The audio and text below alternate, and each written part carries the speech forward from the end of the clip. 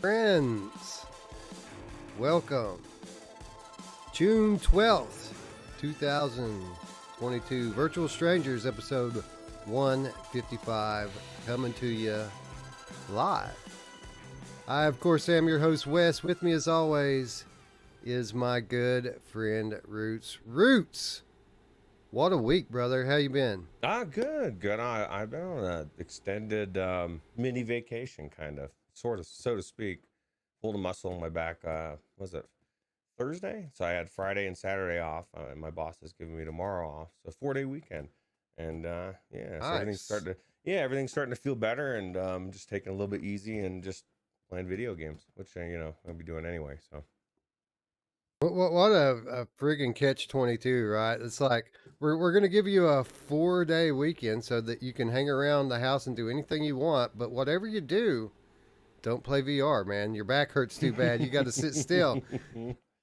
Yeah, man. And I'll tell you what, it reminds you when you get older, because I don't remember. Well, I kind of remember when it must have happened, because I do a lot of moving of furniture, a lot of fridges, a lot of cockroaches, and really heavy fridges that didn't want to move.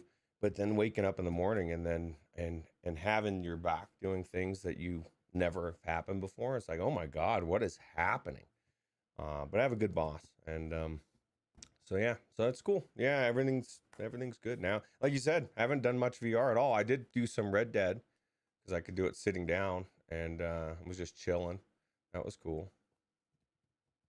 Yeah, man, I feel you. Like, you don't realize it, but when you get old, you're just so used to pain that I don't make a mental note of it when I get hurt. I just like keep going. And then the next day when I wake up and the pain really sets in, I never can remember what did I actually do. I have a big bruise on me. Like, what did I do? I don't even remember. Yeah, that's exactly what it was for me. I started going through my list. Is this something I did, or is this something that happened at work? And then I remembered the heavy fridge that would not move. Like, I literally had to get. And then of course it's really nice flooring, so you don't want to tear it up. It's a nice apartment complex, so getting it back in, I'm having to really get it pushed low and doing things that I normally don't do. And so that's, yeah, absolutely. Well, at least these people, hopefully they tip well, right? Yeah. Well, that's one of the things that's so awesome about my boss too, is he's gonna compensate me and make sure that I'm not losing wages, plus give me a bonus. And so yeah, it's almost like a blessing from God in almost every single way. So I'll tip my hat to God. You know who else has been busy this week, Roots? And you can go ahead and hit the my mom button if you want, but that's not what I'm saying. Eric, dude, Eric is everywhere. Like, I thought that I was on like YouTube a lot this last week. Eric's putting me to shame, bro. That guy is a busybody. Jumping around, doing things on Q2C, doing things on MRTV, doing Reality Bites yesterday, and then if you click into upload, right on the first page, there's Eric's big mug, and Todd's on there too. But check him out, man. Between Realities VR podcast, season 5, episode 16, with Eric and Todd. Did you have a chance to watch it yet? I watched that one. That was yesterday, or that was Thursday, right? I watched that live. Yeah, me too. Or Friday. I guess I probably. Yeah. I guess we probably talked to each other in the chat. It's just been so long, I don't even remember what's going on. But dude, man on a mission, our brother Eric, right? I know, it's crazy. It's crazy, man. He's one of the hardest people. That's why I was saying. And you do remember me being there, because I said you were the hardest working person in VR, and you laughed and you said, I don't know about that. Yeah. You are one of the hardest, as Eric is as well, and along with GT and like everybody that you may not be doing as much in the VR realm, but you're juggling dad duties, and you're doing everything at home and working and doing the podcast, 2 podcasts. Like, I don't know how everybody's doing it. Everybody's doing so much, but it's so awesome. Such an amazing time. Dude, we're blowing up. We're blowing up. And just think about this for a minute. Here we have Eric and Todd on the cover of Upload VR on the very first page. And guys that basically sprung up out of our community. But think about why they're in Upload VR, because of Skiva, and Alex, more guys from our community who are killing it as well. It's like and by the way, next week on Between Realities, Roots and I. So we're springing up everywhere, blowing up, man. And I couldn't be more proud of Eric, Alex, Skiva, Todd. I'm proud of all of us, man. We're doing well these days. Absolutely, absolutely. And we're doing a little bit better than Lee VR, who says I'm in real pain right now after crushing my balls on my mountain bike yesterday. Haven't been to the hospital yet, but the cards are still on the table. And yeah, Lee VR, you win. You it sucks the most for you right now. Praying that you get better. Hopefully you don't have to go to the hospital. To me, the hospital is like a crapshoot, right? It's like 50-50. You're going to come back out. Maybe not 50-50, but not one of the places I'm rushing to go to these days. And especially under those circumstances. Horrible, horrible, horrible. Leave VR. Yeah, who wants to go to the hospital and sign that paper and write crushed balls on it? I would rather. It reminds me of that. Oh, go ahead. It reminds me of that old Saturday Night Live sketch, the Appalachian Emergency Room. And every time they would have an episode of it, there was this guy that would come in with some excuse about something he's got stuck in his ass. And he would make up some excuse, and they're always like, yeah, buddy, we get it. I bet you were mountain biking, right? Sure. Come on in. Come on in. Yeah, that's definitely it's definitely on my list of things to not be messed with, for sure. Anyway, chat filling out nicely. Our friend Eric in the chat, as is Alex. Speak of the devil. What's up, friends?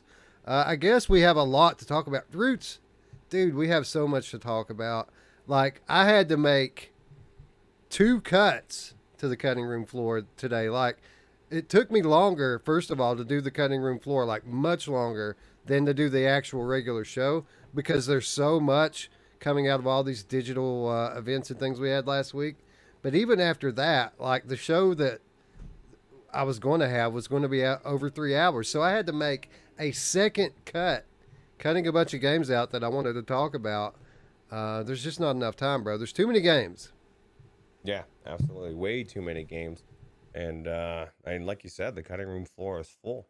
Like Wes was asking me to look through, and I felt like I was knee deep in stories of really good stories that on any other day, or I guess rewind a month, but we're talking about most of that, or good while trying to, and never getting through most of it. So but yeah, definitely a lot of stuff. Dude, it is just, I think I could do the next month of shows out of today's show notes and have it all be like great shows, because I mean, there's so much in there just with the games. I mean, there's like friggin' 30 more stories that are game related. And then, with the hardware, we've got Meta taking a step back from consumer AR, which is very interesting. We have Apple, who, while, slightly postponing the launch of their AR device, they're making strides toward launch. Getting software ready, hiring creators from Hollywood to make content for the thing. Loads going on in the hardware space this week, but we don't have time to talk about hardware. We got all these games to talk about. I mean, who wants to talk about the Meta AR product when we can talk about What the Bat? What the Bat is, I'm surprised. Actually, this is one of the things about What the Bat. It didn't make the list today.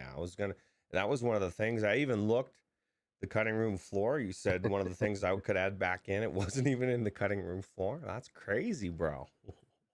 Yeah, it made the ultimate cut, right? The second death.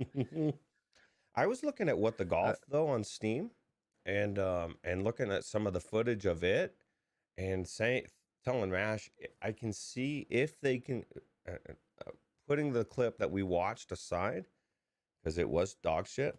The music was catchy. If they could do it right, I could see how that could be really cool. The footage doesn't show that, but I see what they're hopefully doing. I don't know. Yeah, we make a joke out of What the Bat just because it's so easy to do. I mean, it's just funny.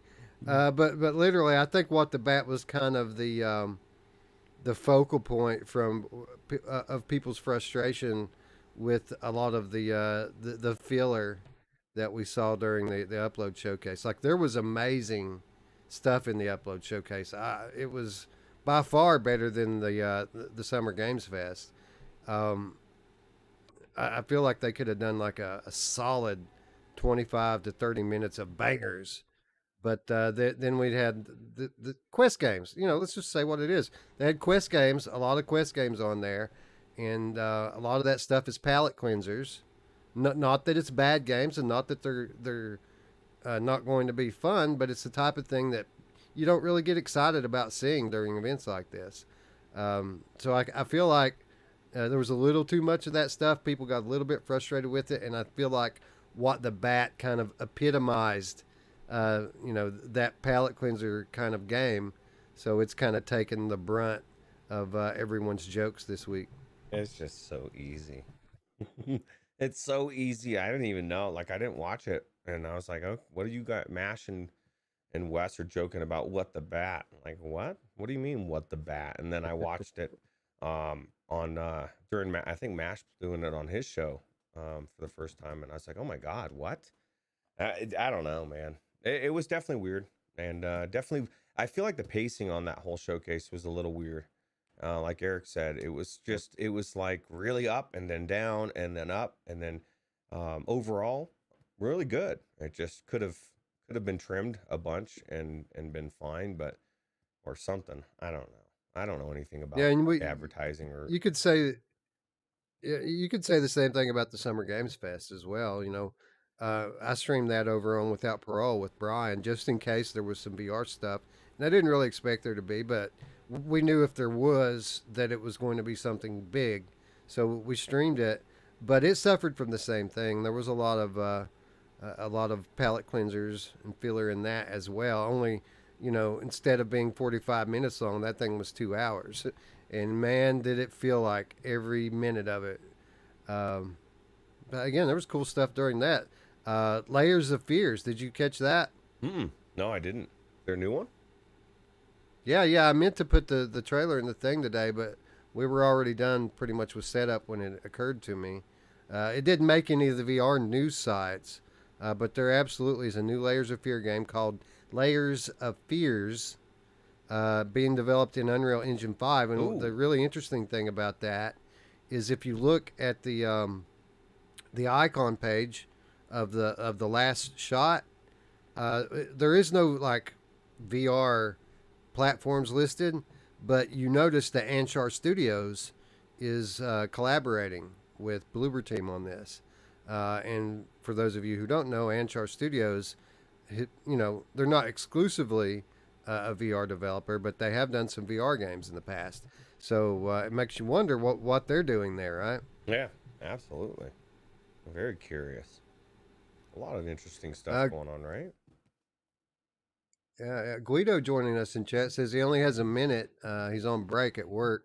Guido, really quickly while you're here, did you ever get your PS5, brother? I know last time I talked to Guido, he was afraid that maybe it had gone missing Ooh. off the FedEx truck Oh no. because it didn't show up when it was supposed to show up, and it's been a few days now. So I'd be interested to hear if you ever got your PS5, brother. This is I'm scared for you. That's why, like, if I'm gonna buy something, like if it was from Best, I don't know where you got it. I would almost be tempted to Walmart. not, yeah, Walmart. And I don't know if they had this option. A lot of places almost force it, but I wouldn't have shipped it to my house. I would have picked up in store, and then that way I don't have, you know what I mean? Then you're going there. There's no worry of rushing back home or it somehow disappearing off the truck. Uh, that's of course advice That's not that's too good. late. That's not good. He says it still hasn't showed up, dude. He So he ordered this thing like over a week ago. It's been almost 2 weeks now. So FedEx, is FedEx saying it's delivered? As long as FedEx isn't saying it's delivered, if it's still out in the ether and FedEx is saying it's still out in the ether, then uh, you know, that's the best case scenario. Yeah, I've So, had stuff through I don't remember if it was FedEx or UPS, but I've had stuff like um get misrouted and go to a different like region, and then just never track anymore. Like that's the last known stop for it. And then, of course, I contact Amazon. They send me another one. No big deal. But you can't exactly do that with PlayStation 5. No, So because this is what would end up probably happening. They'd say, "Ooh, that sucks. Here's your money back," and you're like, "I don't right. want the money. I want the PS5, bro. But I'll take the money and I'll try again." I'll have to get up with Guido offline here. I know he's only got a few minutes on his break, but we need to get to the bottom of this, bro. He already bought Returnal, man. He was ready to go. That sucks. Yeah, and I agree. Sooner the better. Yeah, if you have to jump on it, and be all over these people. He says FedEx hasn't showed it being delivered. It says delayed, so I guess that's good. As long as they haven't lost it, They could just be there's still delayed. hope, right? Yeah, as long as it's delayed, we could be just wringing our hands over nothing. But as long as it's They not, might be waiting. They might be waiting on gas to go back down to $4 a gallon. well, that's what somebody was saying. Something about the gas prices being really expensive for I think it was Alan Cara about, and this of course was going back to the ambulance. Somebody taking the ambulance for his bicycle accident for his nuts, right? Said it might be cheaper to call an ambulance than to drive there with your gas, but I guarantee everything's inflated. That ambulance bill will be like $1,000 in gas to get to the hospital now, right? Oh, brother, let me tell you, I bought a new weed eater this week because my old one started having problems. And typically, it's something I do every 3 years. I'll buy a new one every 2 or 3 years. I bought an electric one this time, dude, with a big badass 40 volt lithium ion battery on it. So we don't have to worry about the Brandon effect. Well, not directly anyway. I'm sure my power bill is going to go through the roof. Yeah, well, that's kind of another reason why I was telling a customer the other day, and hopefully I don't get too much hate for out there, but my job pays for my gas and has for 7 years, so I haven't paid for gas for 7 years. So as I watch it go up, it's weird. I still feel the tension of it, but it's not directly coming out of my pocket. But I'm aware that my boss is losing money, right? So, but it's just a crazy feeling. But Elon Musk thinks we'll be gone to all electric within a decade, which is good for me. I work at a battery Mm. manufacturer, so I guess in the long run we'll be better off for it. But man, it's going to hurt. Getting there, right? Yeah, this is my question. Decepticon says electric is the way. Um, this is my question to people when they say electric is the way. California, I just think back to, was it last year when they had rolling brownouts because they couldn't keep their electric on? Like, there's problems to everything. You know what I mean? Like, if everybody stopped using gas and we all jumped on the grid for our cars, that's a fucking nightmare. So I don't know. I don't know what the answer is, but I don't think electric's going to be it. At least not for driving. It I it see a could few. be. It could be with proper leadership, Oh, but they're not doing. that's true. And I don't mean don't get this wrong. This is not a partisan political At thing. all. It's I both. think everyone in Washington has basically sat on their hands for decades when we should have been being proactive toward maintaining our power grid and moving away from fossil fuels. But you can't take half steps. You can't do one thing Mm. without preparing for the other, right? It's not enough to kind of drive people away from the gas pump. You have to basically jumpstart the electric industry. You have to subsidize people getting onto electric and making that shift, building the infrastructure, and no one seems to Infrastructure. want to do that. You're right. Yeah. Absolutely. And I'm all on board if we could do that from that perspective. But it's a weird time. You know what I mean? Because what I foresee mostly is most of us, myself included, outside of work, will not be able to drive if it gets too much. A lot of rich people driving around with cars. It won't be me. Right. I'll be like riding my bike, walking. Hey, we'll be walking more. This is gonna be a good thing. Anyway, I'm sure we could have a very engaging hour-long conversations about the benefits versus the risk of moving to an all electric setup here in the United States and around the world. Podcast, but right? that's not why we came here. We came here to talk about VR. So let's go ahead and get this thing back on the rails and say hello to our friends in chat. Bluebell in the chat says, yeah, but then the politicians wouldn't get paid. Yes. Sadly, that's exactly right. That keeps me up at night. Decepticon said Ford just made a better battery, and everyone kind of making leaps in this department as lithium ion technology is it's jumping, it's skipping generations. It's advancing so fast, so that is a good thing. Corporate Zombie says the infrastructure will need billions. Well, I mean, if we're throwing billions at everything else, why not throw billions at that as well, right? Yeah. And, Alex VR says VR is cool, and you're cool, Alex. Agreed. And I agree with you 100%. Yes, thank you, Alex. Thank you. VR is cool. That's why we're all here. Ryan Brandon is here, as is Tom Flesh Eater Gaming. Techno Glitch in the house. Onakazi here as well. Island Caro. Oh, yeah. Decepticon is here. Spry Guy. There is a lot of battery, and this does go to VR. A lot of battery advancement, right? And I see a lot of articles all over the place, and I believe that we're going to have batteries that are going to blow our mind in the next year or two. Can you imagine a Quest 2 or something, or Quest 3, and the battery lasts you like, I don't know, 150 hours or some insane thing? You never have to charge the damn thing. It'd be crazy. Yeah, it's gonna literally blow our mind when the thing blows up on the back of our head. I hope not. I like the back of my head. I'm privy to I'm it. kind of attached. I'm attached to mine. Yeah, me too. Corporate Zombies here, as is Guido.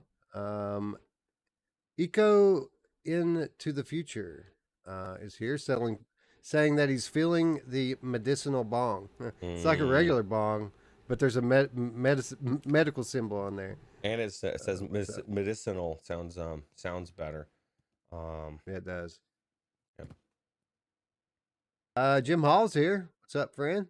Good for you to you start talking about society and kind of the issues. Jim Hall's going to pop up and put his 2 cents in, right? Yeah, well, I'll tell you what, his 2 cents is very well thought out and very well appreciated.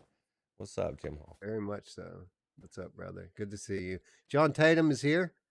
What's up? Ryan Brandon, I think we already said hello to. Greg's VR here. Phil Yarn here. It says, I think Returnal will be free starting tomorrow on the new PlayStation Plus Premium. Really? Man, are you gonna get the premium Roots? It's like $20 or $30 a month. Extra? What do I get out of this thing? I haven't followed this. This is my problem with it. I don't play the PlayStation 5 enough to warrant it. I mean, if there was, don't get me wrong, I'm all about trying new cool games. If there's enough games that are on there worth it, why not? But I mean, it's another $20 on top of everything else. And you only get it. It's just like PlayStation Plus, right? Once you tune out, then I'm out, right? Because I already have my PlayStation Plus I paid for already. Right. Well, this is basic. Our PlayStation Plus that we've stacked subscriptions to is not changing. But what they're doing now is kind of their answer to Game Pass, but they're doing it in tiers. So they have the basic tier that we're on. There's a tier above it, and then there's a premium tier. And basically, it's like Game Pass. They're giving you access to a library of games that you can draw on and play whenever you want. Unlike Game Pass, though, they're not going to do all of their brand new exclusive releases available on day one, which I can't say that I blame them. That's their bread and butter. That's where they make all their money. It makes 0 sense for them to give that stuff away. Is it day 90, day 30, or do they have a line? I don't know. I don't know exactly when. This is a brand new thing that they're just now starting. But what they're doing instead is offering like time trials. So like you can play the new stuff when it releases, but it's like a extended demo, and then you can buy the game if you want, or you can wait until it comes to the service later. Yeah, for the new ones. Okay, well, I could see that. Like, what's the time trial? Like an hour or 2 hours? It's going to vary from Hmm. game to game, I think. how it's structured and how Well, long this it is the is. thing. Depending on, I guess it doesn't depend. These are PlayStation players, right? These are people that are used to. You bought the game. This is it. You know what I mean? So for those players, that's a really good deal. It's like, okay, I want to try this game, but I really don't. I don't know if I'm gonna like it. There's so many games I've tried in the last, I don't know, 6 months. That one Western game, I don't even remember the name of it because I tried it once or twice. And but there's just a lot of games out there to try. So I think that's a good idea. I think I'm like with Onikazi though. I think I'm going to be sticking with the PS Plus until I see how it all fleshes out and what I would get.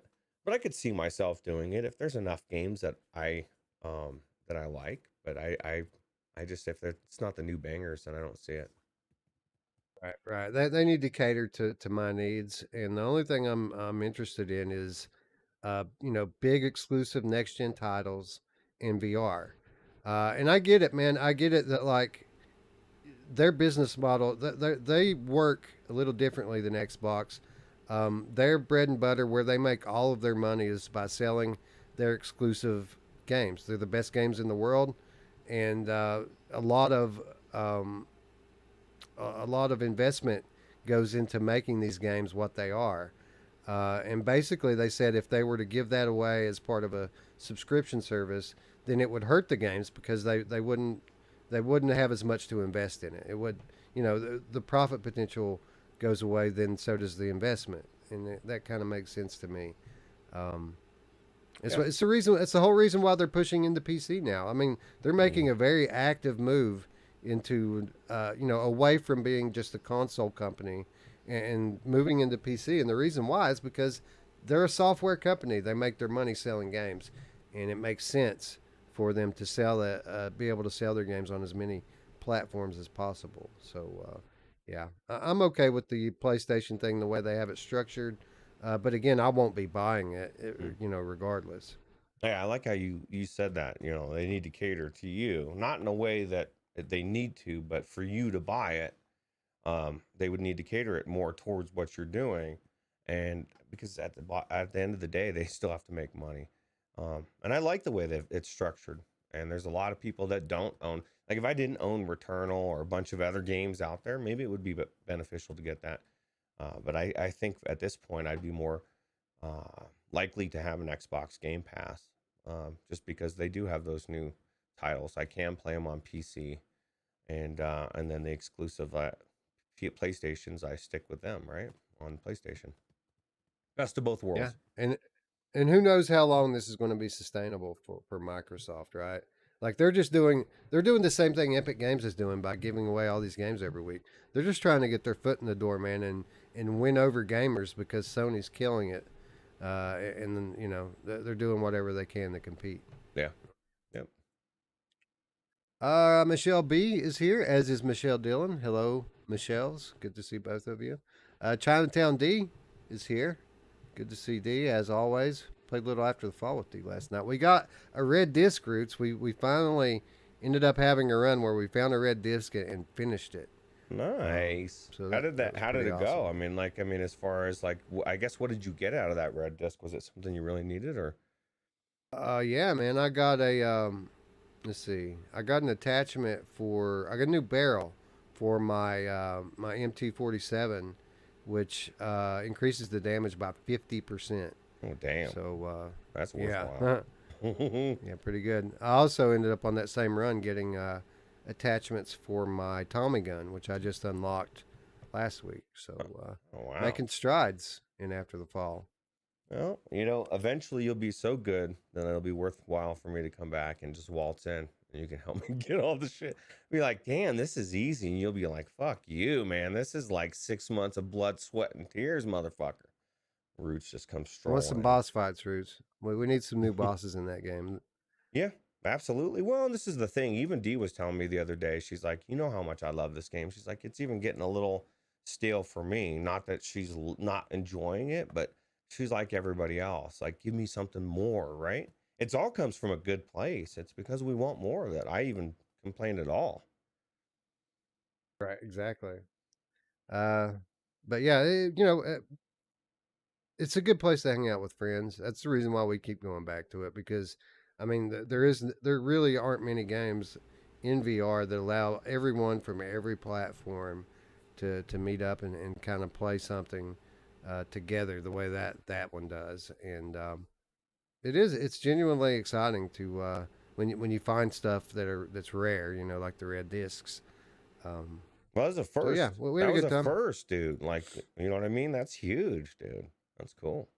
Yeah, we found them before, but we always end up getting like a friggin' brute spawned on our heads or something at the end, and something always happens to crash our run before we end up cashing out. Awesome. Well, let me ask you Uh, this: was there any jank at all, or have they fixed that? I know the last a little update bit. was a little bit. Well, we had a lot of jank last week when we went in, and we didn't really have most of that. Eric was still having connection issues, but I think we got to the bottom of it, and that was on Eric's end. It wasn't actually the game. So um, he was his hard drive was full. His SSD that he had the game installed on was completely full, and when he moved it to a new drive that had more space, it you know when obviously more testing is needed, but everything ran well after that. So we're assuming that the problems were on Mash's end. Okay. Well, cool. That's good news. It is good news. And then we didn't have any of the other stuff like we had last week where, one person would join the party and it would kick someone else out, or, it would, like last week, Wifey had trouble moving into the next area and loading in. It would just trap her and give her an invisible wall she couldn't walk through. We didn't have any of that last night. All that stuff was better. Yeah, well, it's good because that's big stuff. We all make concessions for it, but for me anyway, a lot of times I get one or two shots and I'm out when it comes to VR. If I something's there's already enough friction to begin with, right? And we don't need to go into a game and have all sorts of because the game Mash even came out of that gameplay saying, "Ah, fuck, man!" Like he was very, very negative, and it seems like every time they update, something breaks. But so hopefully they can get that ironed out, you know. But it sounds like they Yeah, did. So it was much better last night. cool. Um, we're getting to the point now where I'm forgetting who I said hello to and who I didn't. EV Man versus Gas is here. Alex VR, hello. Lee VR. Um, GB abbreviated Dreams Cat, hello. Uh, Traveling Man, I think we already said hello to, but just in case, hello again. Tom Flesh Eater Gaming, hello, hello. Um, Paradise Decay, I know we said hello to. What's up, PD? Funky Sloth is here. How are you? Good to see you, Funky Sloth. Simplex is here. Thanks for hanging out with us today, Simplex. Um, and I think that's everyone else. If I'm missing someone, my apologies. Of course, Blame Four Roots. Wheeling, always at the top. Hello, Four Wheeling. Just blame me Mepper, because I did Mepper, a big winner of Beanstalker the other day. Roots won a huge. copy of Beanstalker live during our split stream this past Wednesday. And for those of you who haven't caught it yet, we're running an active giveaway on Beanstalker. So make sure that you check out our most recent episode of Strangers in the Night to find out how you can win. We're going to draw this Wednesday 2 more winners for that excellent and now multiplayer game on Steam, Beanstalker. You know what's really cool about this is you actually or should have more people joining because they've already got that on the audio version because I've been trying to keep up with it within a day or two. And so they're actually going to have a chance of winning this. What's up, audio people? Audio files, what do we call them? I don't know. Strangers? Yeah, I think, the audio strangers. I don't know. We need to come up with a catchy, catchy name for them. I know. I'd like Michelle to. B asked, "Am I frozen? Am I frozen on your screen, Roots? You It are doesn't not. look like it to me." You are not frozen on my stream, and I show green, no red, no yellow, no orange. You want to see me freak out? If my face starts contorting, it's because that color's changing. How can a little square colored box affect me so much, Wes? I don't like that. Makes me pause and wonder about society as a whole. Mickey Barrios is here with us, and just I'm going to go ahead and put it out there off the top. I have taken steps to make sure to remember to give some keys away today. Mickey gave us all those keys, a couple months ago, and sometimes I remember to give them out, and sometimes I don't. But I got 3 ready to copy and paste right now in the chat. So you guys be sure to keep an eye out throughout the course of today's show. Got some nice Steam keys ready to go, courtesy of our friend Mickey. Chris Richardson is with us as well. Alex VR says, After the Fall is one of my favorite games. So good with friends. Speaking of which, I got to thank Skiva for turning me on to that LMG, one of the new weapons in After the Fall. Last time we streamed it, or a couple of times ago when we streamed it, Skiva kept, use the LMG, use the LMG, use the LMG. And I did, and it might be my new favorite gun, Roots. Really? It's so good.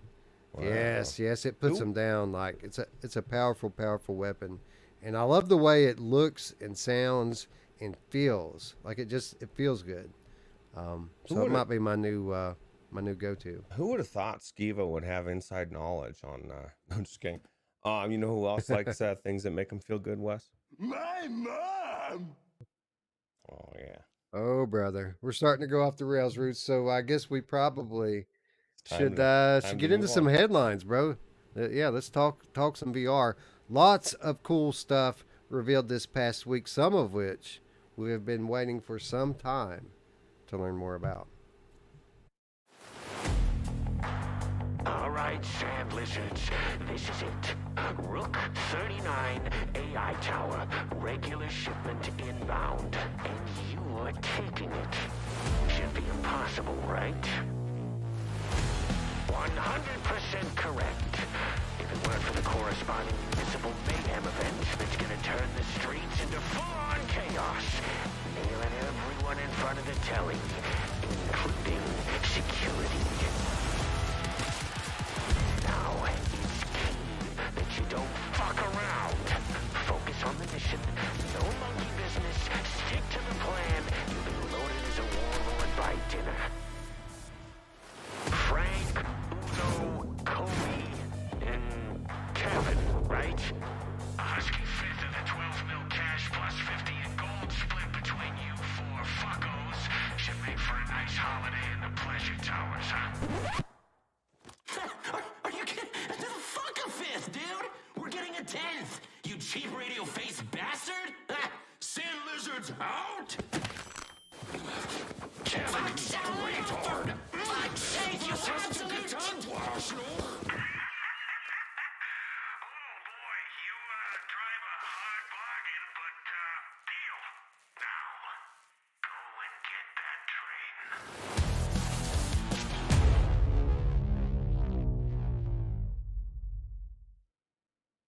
Co-op shooter Gambit gets its first gameplay trailer, coming to Quest 2 and PCVR this year. Roots, we have been waiting to learn more about Gambit for a very, very long time. This game first revealed all the way back in 2020 and was planned for a release last year. But as we all know, the state of the world has changed many, many timelines, this one included. Good to finally see some gameplay from Gambit, Roots, and get some reassurance that we are, in fact, going to have this game this year. Yeah, absolutely. And I like the fact that a lot of people, I guess, they wanted more gameplay than what we saw, even though or I don't know, man. The fact that they actually took time to make this trailer is cool and funny, and we already know enough about it. It really made me psyched even more so for it. It's like they're almost, like when you see a teaser for a flat game and it's really done well, and you're like, that's pretty good, and then you're expecting more after the fact, which we will get more. I thought it was good. Dude, I don't know how much higher my hype level could be for this game. Because as I'm not a multiplayer first kind of guy, but there's certain kinds of multiplayer that I love, specifically co-op. It's one of the reasons why we just spent 20 minutes talking about After the Fall, is because I love to play with my friends. But we've been notably critical about the structure of After the Fall and ways that they could improve that game. And when you read the description of what Gambit's offering, it's like what we want After the Fall to be. And this is a quote from the game's Steam page: "A campaign that takes 20 plus hours to plunder, 9 levels over 3 chapters, 4-player co-op, dozens of guns, a myriad of attachments, skins, masks, deathmatch, tournament ladders, mini games, leaderboards, climbing, graffiti, hidden rewards, the GNOP, boss fights, free updates, dedicated customer support, and so on." I mean, dude, did they leave anything out? They left the my mom joke out, but we squeeze them in everywhere. So, no, this is exactly, and this is the thing I've been saying recently, actually. Whenever After the Fall comes out, like I'm looking to Gambit because 100 plus hours of After the Fall, it's become exactly what you described, a great place to hang out and shoot zombies with your friends. I want another reason to go into. I want to be driven. 20 hours sounds amazing. 20 hours with my friends sounds even better. And if the storytelling or whatever this is going to be is along the line of this trailer, I think it'll be good.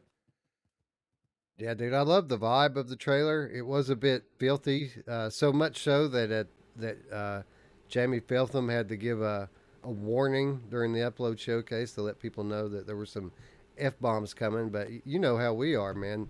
That's just the way people talk. We love to see stuff like that in these games. So It yeah, didn't feel digging like the vibe.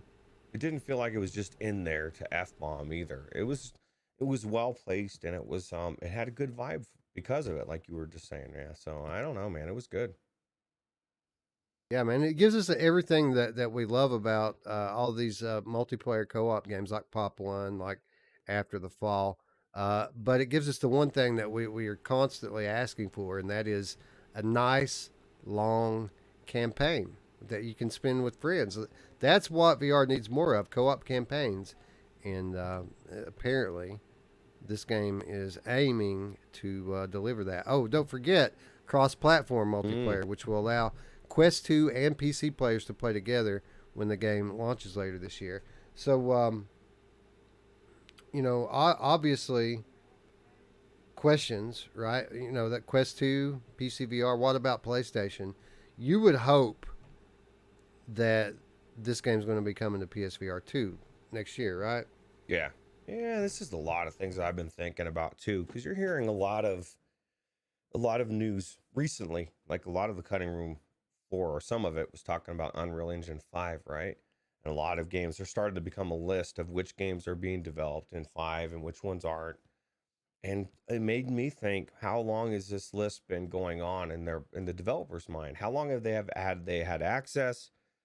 And so that's got to be going through. Like if you could develop your game, there's a in Unreal Engine 5, but maybe you wait a little bit longer, or it's gonna there's that whole thing just changes everything. And so who knows? I mean, I don't know if maybe they are developing it in that engine, and so it has to come out later. I don't know how that works, but I just think it's so exciting because everything that I've seen in that engine is amazing. Like every little demo or Superman engine or Matrix or whatever it is has been mind blowing, right? And I want our VR to be in that engine. So Oh yeah, and that's coming. I mean, eh, Unreal 5, a lot of people think that it doesn't support VR. It absolutely supports VR today.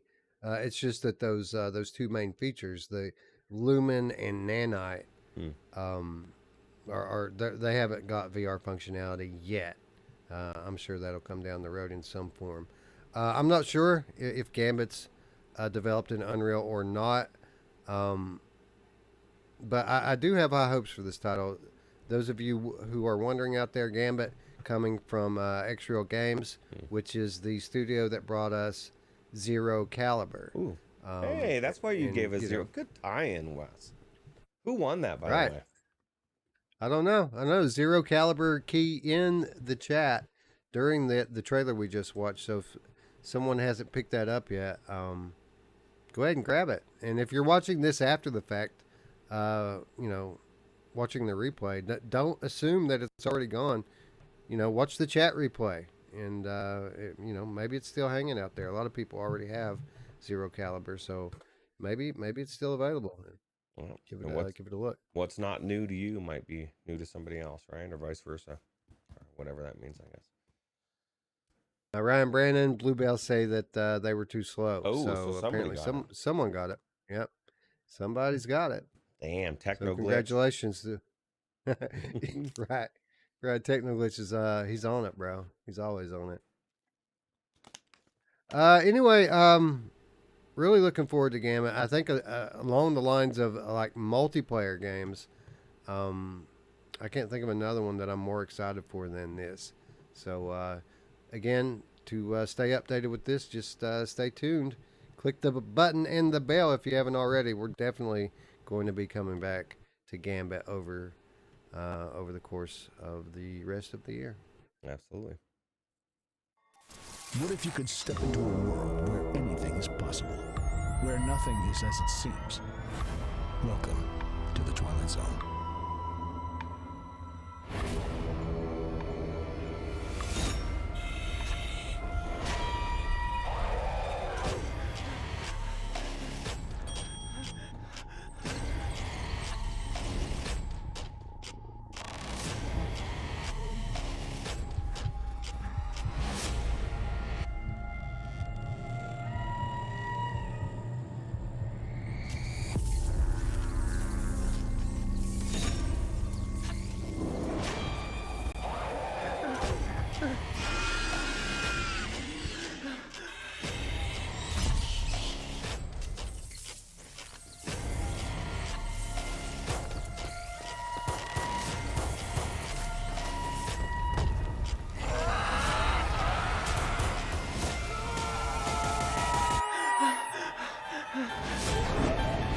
Come join us in the Twilight Zone.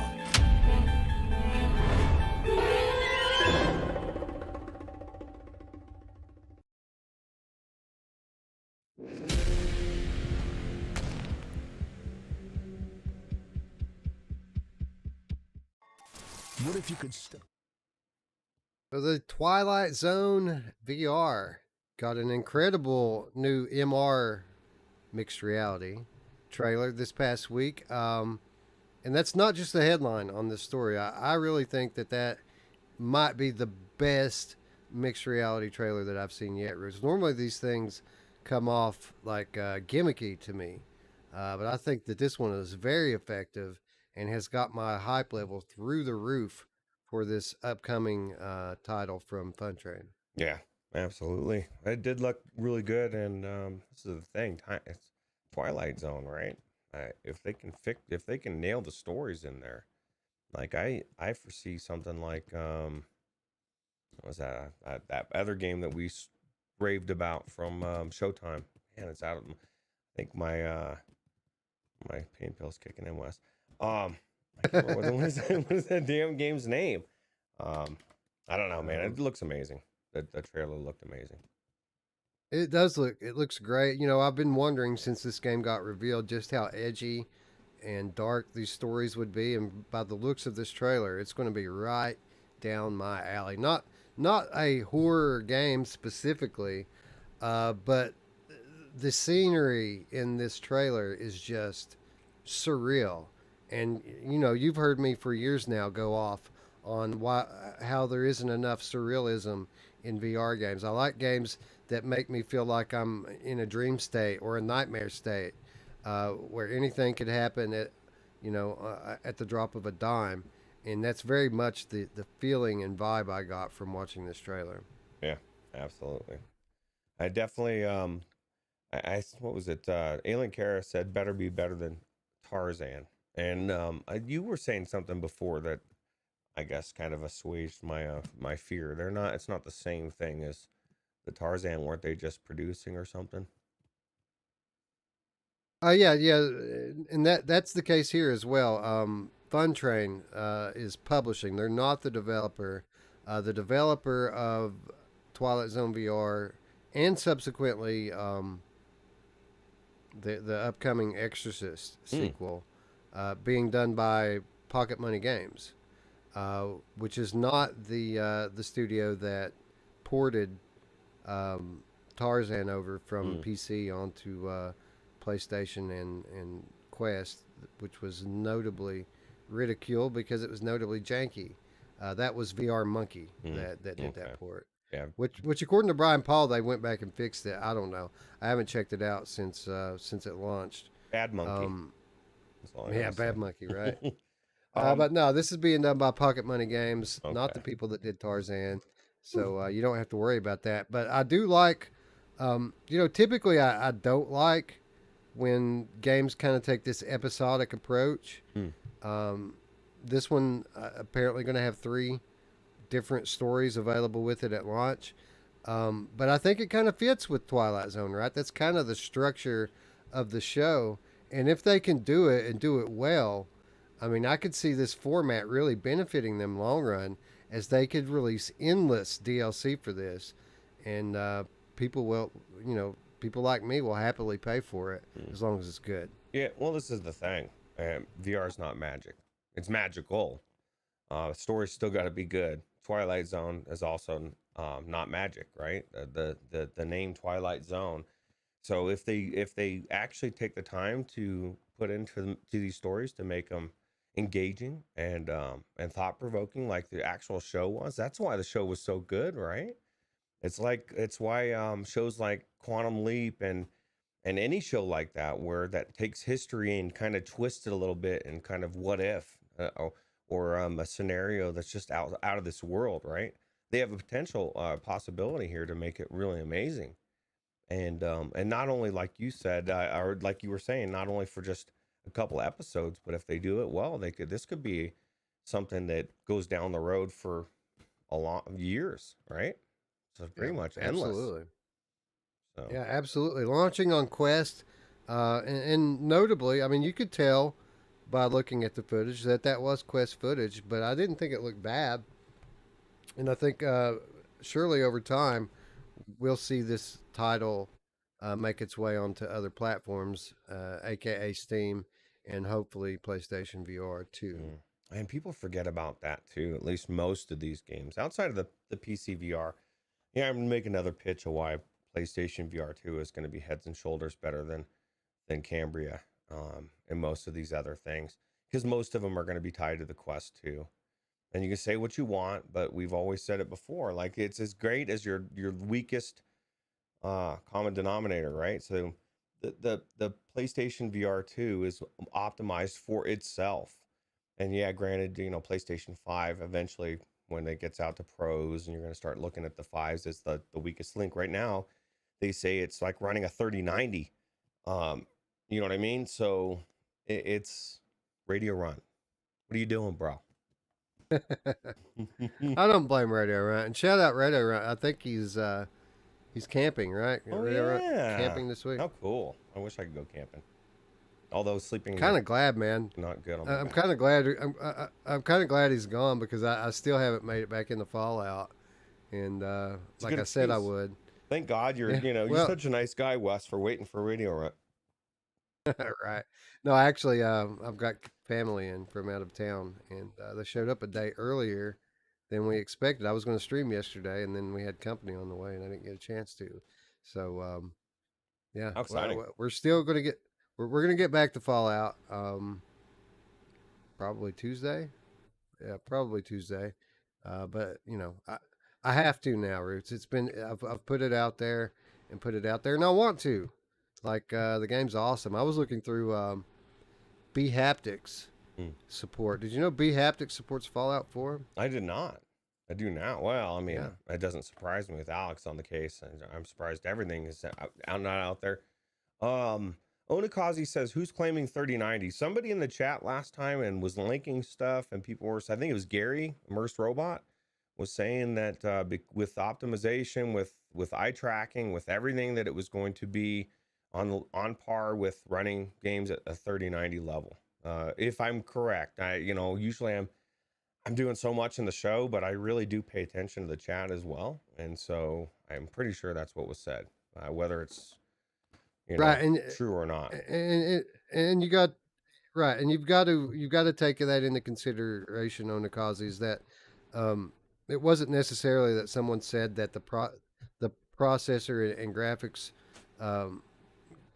in the PlayStation 5 is 1-to-1 as powerful as a 3090. I think what the assertion is when you take into consideration all of the optimization and things that go into console development, that the actual end result that developers are going to have to play with is something comparable to 3090. Now, again, I don't know how true that is or untrue, but that's what I think was meant with that comparison. I believe so. And one thing I do know for sure is true, unless it's different than every other console I've ever used. I'm going to turn it on and it's going to fucking just work. I'm not going to have a bunch of weird bullshit. Man. I'm looking forward to today. That's so wonderful. Yeah.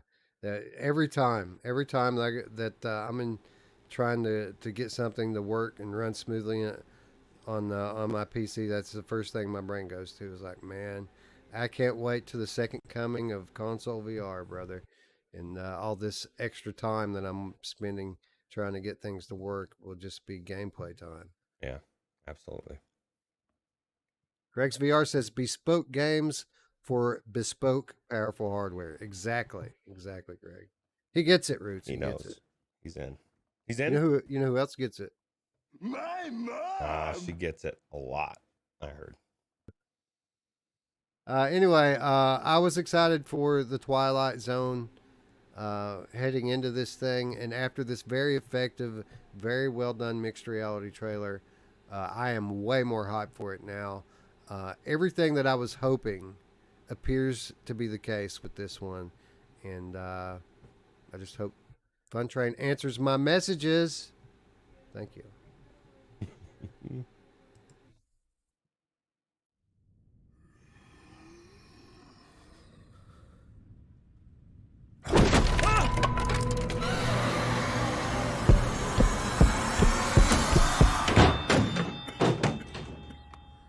¿Qué está pasando aquí?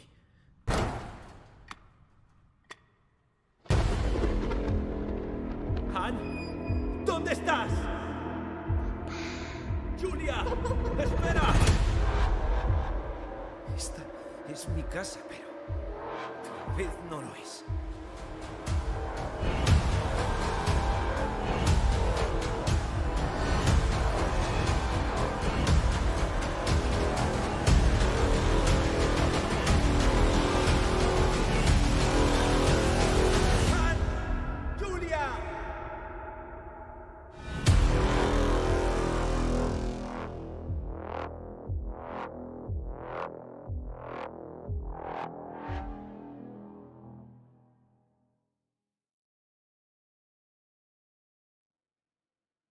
This story comes courtesy of Arthans VR. The last time we heard about Do Not Open, we learned that the game is a PS4 and PS5 exclusive horror game with optional PlayStation VR support from Sony Interactive Entertainment Spain and Spanish game studio Quasar Dynamics through the PlayStation Talent Initiative. The game was originally scheduled for launch in 2021, but was postponed to early 2022, and the latest word is that the game is launching this fall. This past week, new news has emerged, along with a brand new trailer. Currently in development by Nox Noctis, the title takes place in October 1994, set near Burkittsville, Maryland. 3 film students disappeared in the woods while filming a documentary there, and their recorded film was uncovered a year later. You play as a character named Michael Goring, a well-known zoologist and epidemiologist who has been trapped in his own house while his wife Anna and daughter Julia are held against their own will. As Goring, you'll have to escape the mysterious threat by solving puzzles and dealing with a paranormal entity. A new trailer for the game has been released earlier this week via the Future Game Show, which we just watched. Despite being a PlayStation Talent Initiative project, the studio is also announcing that the game will be releasing for PC on Steam as well. To sum it up, the game will be launching on PS4 and PS5 with PSVR support and Steam, with Perp Games assuming the publishing duty on consoles. On top of that, the trailer also confirms that the game will be coming to various VR platforms as well. Strong hints of PC VR and PlayStation VR 2 support there. The Steam page for this title will be opening in just a few days. Roots, we've been following Do Not Open for a very, very long time. This, as we just read, initially, being birthed from the Sony Talents Initiatives, which is a startup event for smaller independent developers as a way for them to put forth their proofs of concept for further investment. But this is a game that's been in development for a couple years now. Every time we get an update on it, we learn more, we see more, and it looks better and better and better. And this most recent update, no different than that. But I think the big news here, Roots, that's coming out of this event, not only has the game been pushed back again by a few more months to fall, but it's no longer apparently a PlayStation exclusive. This one now we know will be coming to Steam as well, and just kind of points to what we were saying at the top about Sony kind of loosening the reins on their console exclusivity. I think it's cool, man. I think it's cool that PC players are going to get to experience this game at its best when it launches. Do you think they'll get to, at some point, get to play it on their hardware with a PlayStation VR 2 hooked up to it? I mean, I'm not saying Probably that's not. gonna, but wouldn't that be cool, man? Like on day one. I doubt it, but that'd be so amazing. Well, That'd blow people. certainly not on. Yeah, certainly not on day one, as PSVR 2 expected to come about 6 months after this game. So, No, yeah. well, definitely not on day That's one, then for sure. Right. I'll tell you what, the premise of this sounds really cool, and it just sounds, kind of like, what was that Elijah Wood game? The Transference? Yeah, I Yeah. didn't even think about that, but you're right. There are certainly some parallels there. But this is a very different type of game in form. And what this article didn't actually touch on was the type of game this is. This is a procedurally generated escape room. Ooh. So it's an escape room style horror game. But it's different every time you play it. So you'll go in and the puzzles will shuffle and change each time, which kind of throws up a red flag, because obviously if they mess that up, it could really ruin the game. But if they get it right, I mean, Make it amazing. it's perfect, right? Typically you play this type of game, you finish it, you put it down.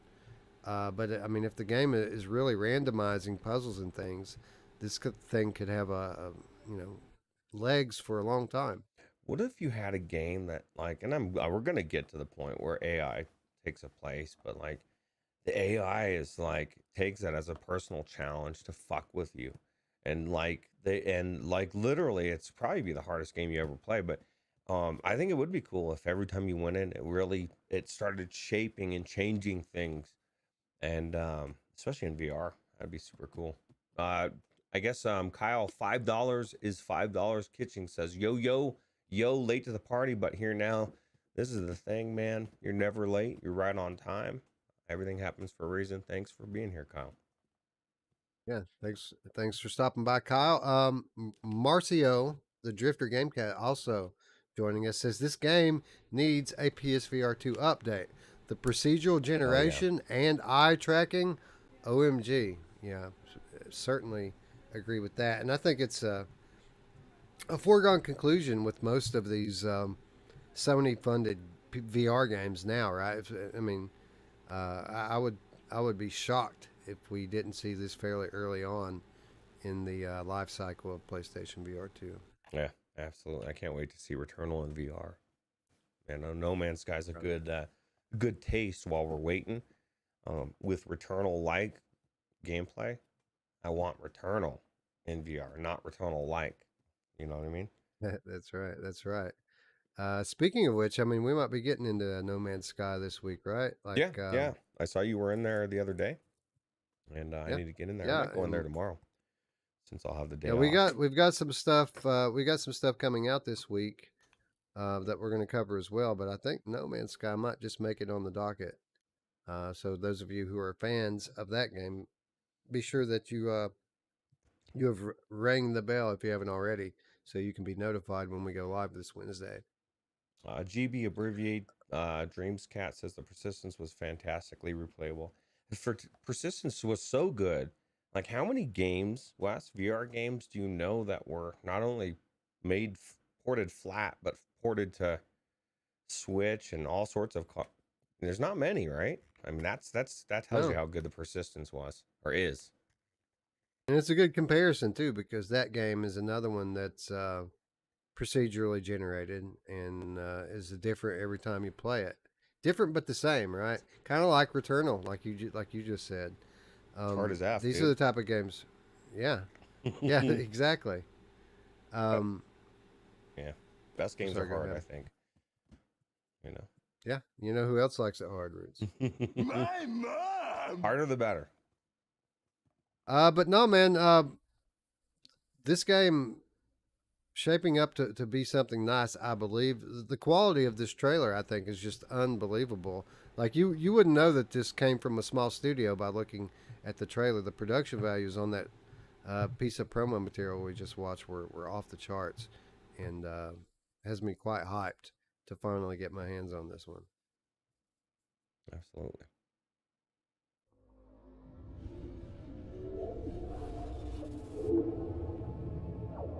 As a child, I learned to run. Running for my life. Until I stopped running and learned to fight. To hold my ground. My name is Tempest, champion of Exley. And the only running I do now is towards my destiny. Let's go!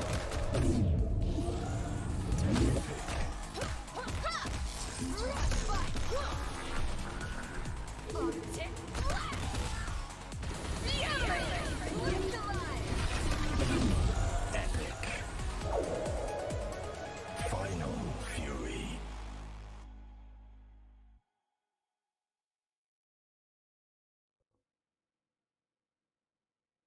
It's from Peter Graham at Good Morning Web3. E3 might not be taking place this year, but that isn't stopping VR developers from making a few summer announcements. The latest comes from Synthriders developer Cluj Interactive, unveiling an arcade-style fighting title called Final Fury.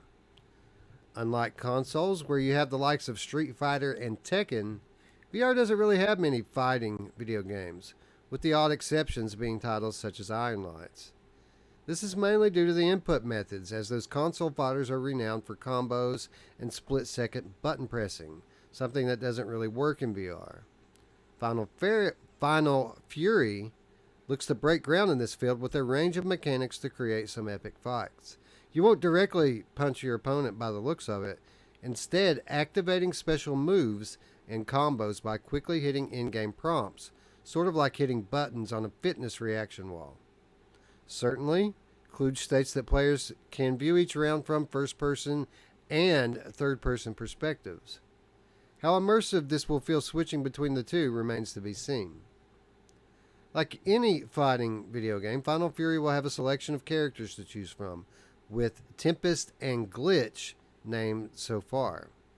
They'll have their own backstory, their own home stage environment, and music track to suit their personality. Quote, "We grew up playing games like Street Fighter and Killer Instinct and wanted to be the first to bring this genre to VR in order to fully immerse ourselves in the fights," says Abraham Aguero, creative director at Kluge. Kluge Interactive has not specified which VR headsets Final Fury will be coming to, just that it'll be all major VR platforms in 2023. So that's likely to include PSVR 2 and Meta Quest 2. As further updates are released, Good Morning Web 3 and Virtual Strangers will keep you updated. Ruuts, it's interesting as we go along in time. We're starting to see studios kind of search for these genres that have yet to be brought over into VR. We're seeing city builders and things of this nature starting to spring up. And now we see this latest attempt at bringing arcade-style fighters into VR. We've had a couple of attempts at this already, notably Feral Rights from Insomniac way back in the day on the original Oculus Rift. But this is the first time really in modern times that that a notable developer is making an attempt to bring this style of game into VR. Do you think that it's going to work? Do you think it's going to land this time? I don't know. It's all about the movement. Like it looks like they're definitely doing it unique. They're trying to bring some VR into it. I mean, my personal things, I would be happy with Mortal Kombat or something of that nature, just as it is, because it's such a cool game and fun gameplay. If they can make it fun, I like the fact that they're trying to make it their own and different, and VR, put VR in, and like you were swirling around or whatever. I don't know. As long as they nail the mechanics and they can make them easy enough to do, I think they could do really well. I think it would be really cool to watch characters fight, right? And right there in front of you. But yeah, it looks like it could be cool. Yeah. Well, interestingly, while third person gameplay is an option in this, most of the footage, if not all, in that trailer was first person. Yeah. So it was like kind of like being in like a Street Fighter or a Striking Vipers or something of that nature. Are you at all afraid to play this game after watching the Striking Vipers episode of Broken Mirror? I never watched it. I've watched clips of Broken Mirror and dystopian stuff and all that stuff. It's all crazy. Maybe I need to watch this. And maybe maybe I don't, so I won't. So I'll end up playing this game. I think it's cool. You think about Mortal Kombat or whatever. Like, what was it? Up, down, left, right, or whatever the move was to do a fireball. Well, it'd be cool to be able to play a game and be able to do those things with your hands in a certain way, if they make it right. So yeah, I think it looks really cool. But definitely people are like, "What the hell, Roots? You didn't see Broken Mirror?" But I do know what it is. I checked out so long ago, but now I want to watch it, Wes. Oh, dude, it might be the best thing that's been on television over the last, or It's like Twilight Zone-esque, right? Yeah, it's like a modern day Twilight Zone, and it has a lot of stories that revolve around technology and the kind of dystopia that it might lead us into. It's very, very, very well done, and I can't recommend it.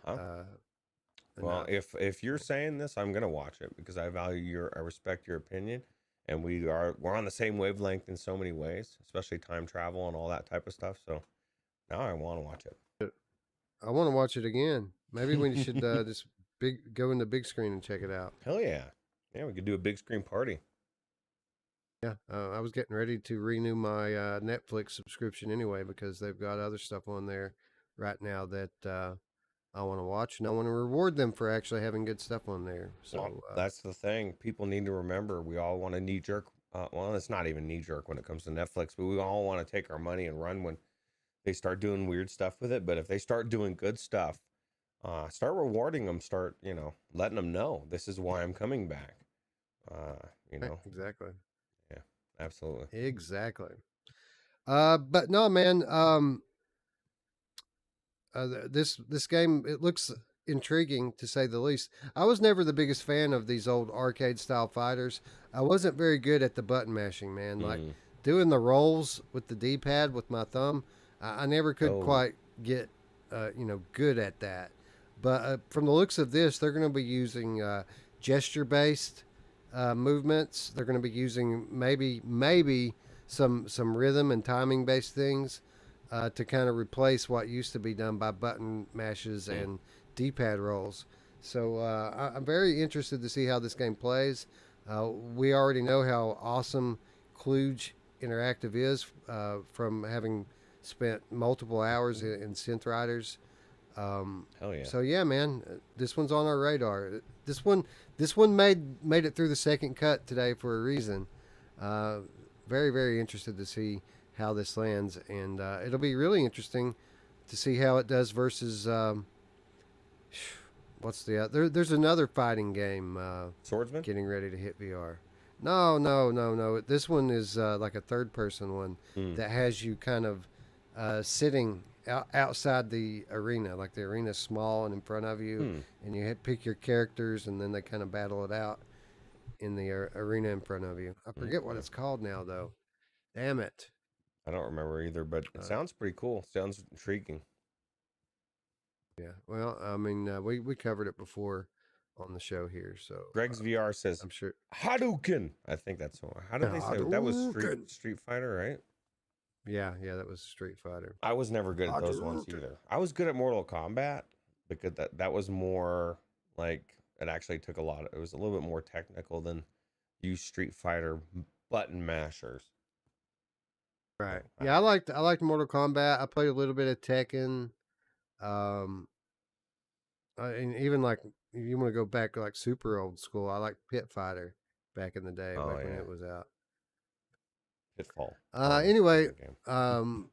this is Final Fury. It looks like a nice love letter to games from that era Oh, yeah. and that genre, and we will be keeping our eye on this one very closely as launch approaches.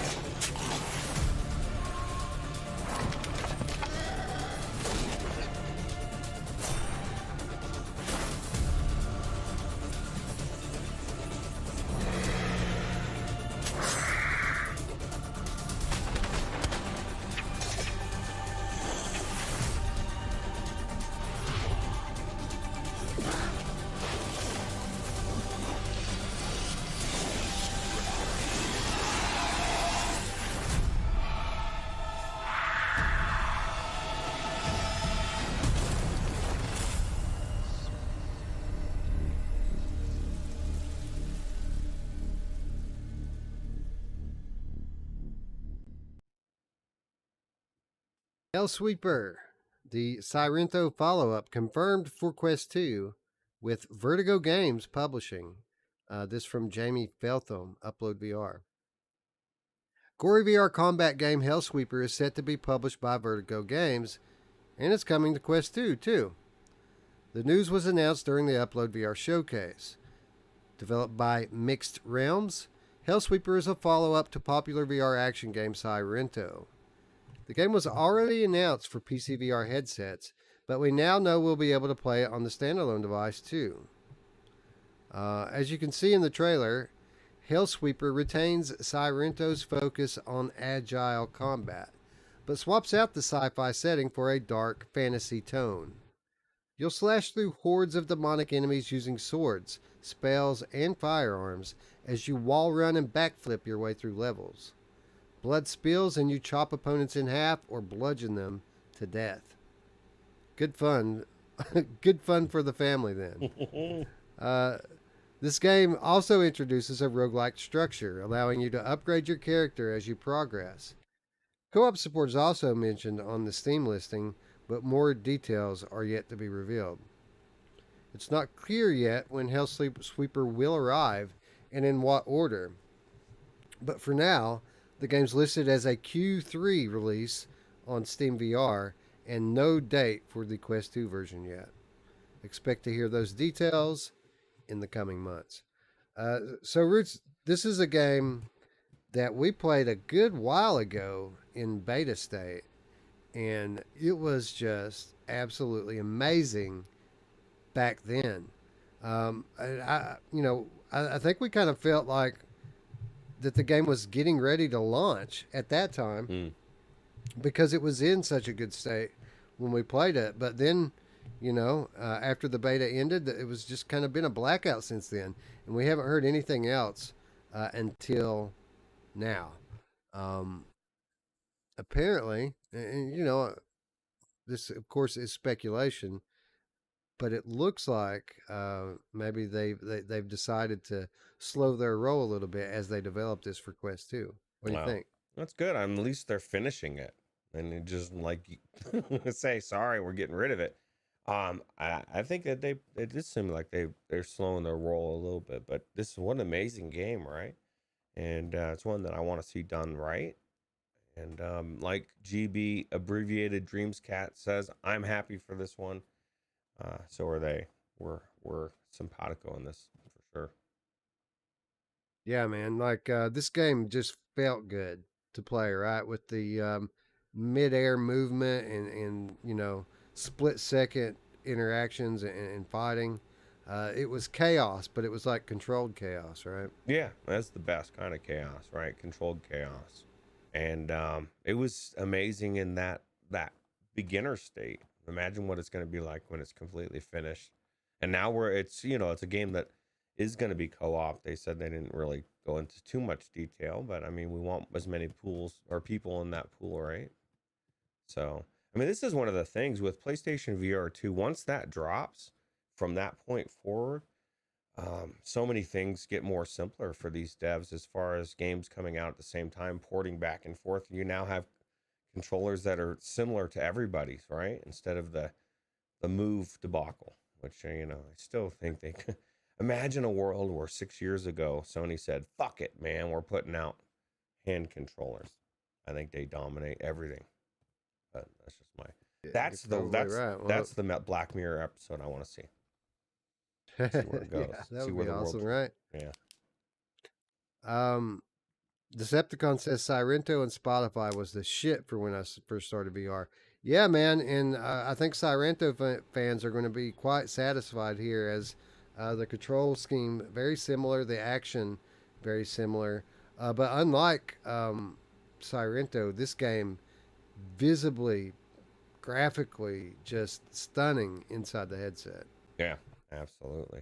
Well, I'll tell you what, Sirento felt so good to move, and they're bringing a lot of that into this, plus the gameplay, the movement, or the gameplay action and stuff. It was definitely amazing. Like I said, when we played before.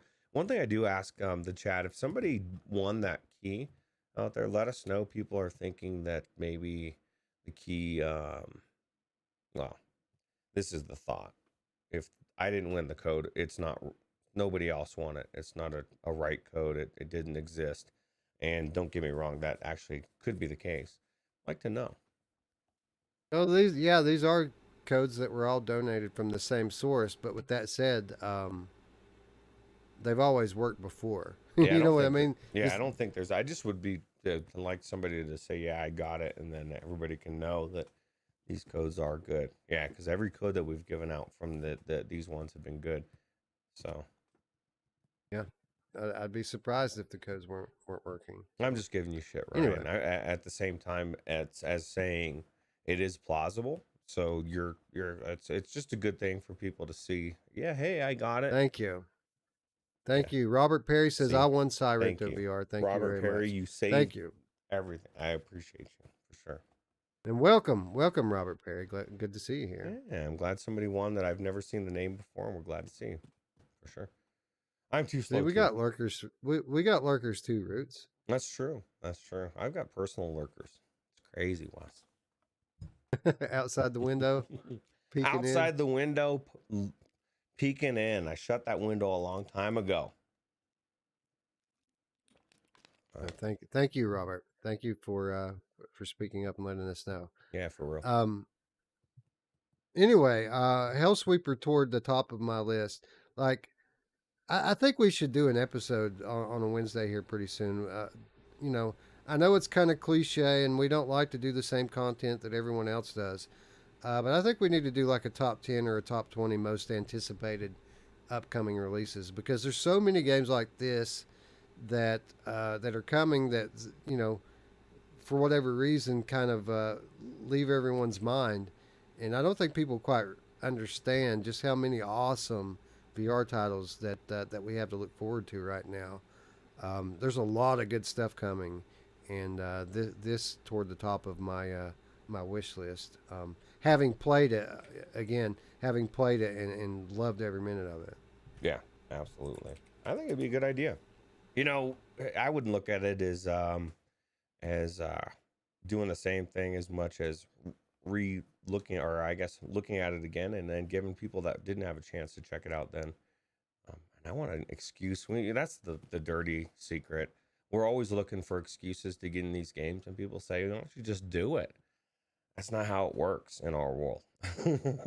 Sometimes we have to force ourselves through the show to force us into certain games because there's too much that we got to cover it all or try to. So. Hack showing up. He's been lurking today. Good to see you, Hack. Welcome, friend. Traveling man, the best way to do it, and I think your problem is you're on a phone, because that way is the best way is just copy and paste. And sometimes we do it other ways through like trivia and stuff, but let's be honest, like Wes has I'm right telling you this is taken away from the time. So let's get moving on to the next topic, right? So which John Tatum's asking, would we be able to show footage? Are you talking about Hellsweeper? I assume.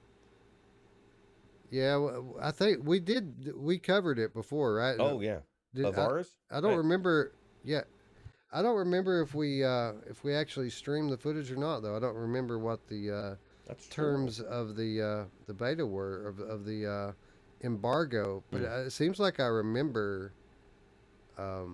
That there were some content creators out there that were able to stream it. Again, this has been about 6 months ago, probably, that we covered it. But yeah, I don't know. I don't know if the beta even still works, and if it does, if we're allowed to share it. But I'd certainly be interested to find out and go back in and play it if we still can. Yeah, there's a lot of speculation on our end, right? There's a lot of questions we now have to answer. So there you go. Robert Perry says, I'm brand new to VR. I'll take all the keys I can get. Oh my, awesome, man. Oh my Lord. Go back to our last episode, and we're running a giveaway on there too for an awesome game called Beanstalker. So yeah, just go back to our last episode. You'll see Beanstalker giveaway right in the title. Leave a comment that says that you want to enter the contest. Make sure you're subscribed, and then this Wednesday we're going to draw 2 winners for Beanstalker. Yeah, absolutely. And the best thing you could do, if I could find my chat again, is go here to this link right here, Robert. Subscribe. Mash and Todd give away keys. Oh God. Left and right. Man. Every single Thursday and twice a month Saturdays when they do the Reality Bites with Gamertag VR. And you may have heard of him. But yeah, they give away so many keys, and what's the best thing is they're all community donated, kind of like the ones we're giving away today. So many people love the community that they donate all these keys to MASH and the developers, and it's like the best way to get games. So check it out Thursday and Saturday. Sometimes I guess it's twice a month on Saturdays. So. Yeah. Every time Eric goes live, I mean, what do they get? They get probably 5 to 10 keys away every show, right? Yeah, and they're usually like what just came out. So it's an amazing community. Like I always say, like he'll get people to come in for the games, and then they're staying for the content because the content's so good, and it's family. It's like here, it's an extended part of our family. It's like it's the big toe, the balance. Well, that's MASH, but still, absolutely. Anyway, congratulations, Robert, not only on winning that key, but congratulations for on discovering VR, because you know, we're all jealous of you right now because we remember what it was like when VR was still new, and that's why we're all jonesing for PSVR 2, because we want that feeling back again, right? Yeah, and if you have don't have your VR legs, because I don't know much about you, Robert, be careful in Sirento, because you're gonna be flipping like crazy, bro. That's a crazy game. That's so much fun. Yeah, yeah. Be careful with Sirento. Don't hurt yourself, man. Take breaks. Take breaks. Yeah. All right. Let's see here. How about before we get into this week's reminders, Roots? Let's take a look at one more new game coming to VR. Peggy 16.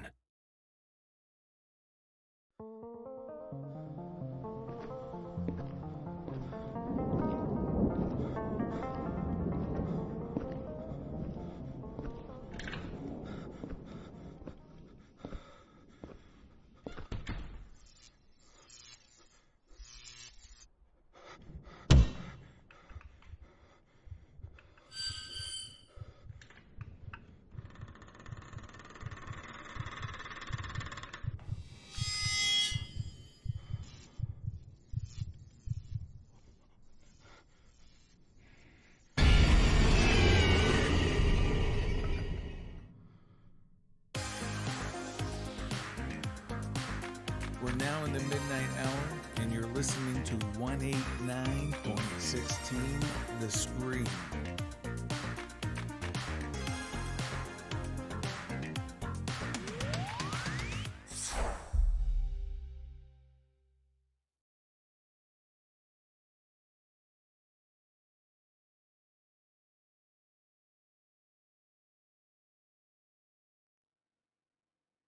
Another story here, courtesy of Peter Graham.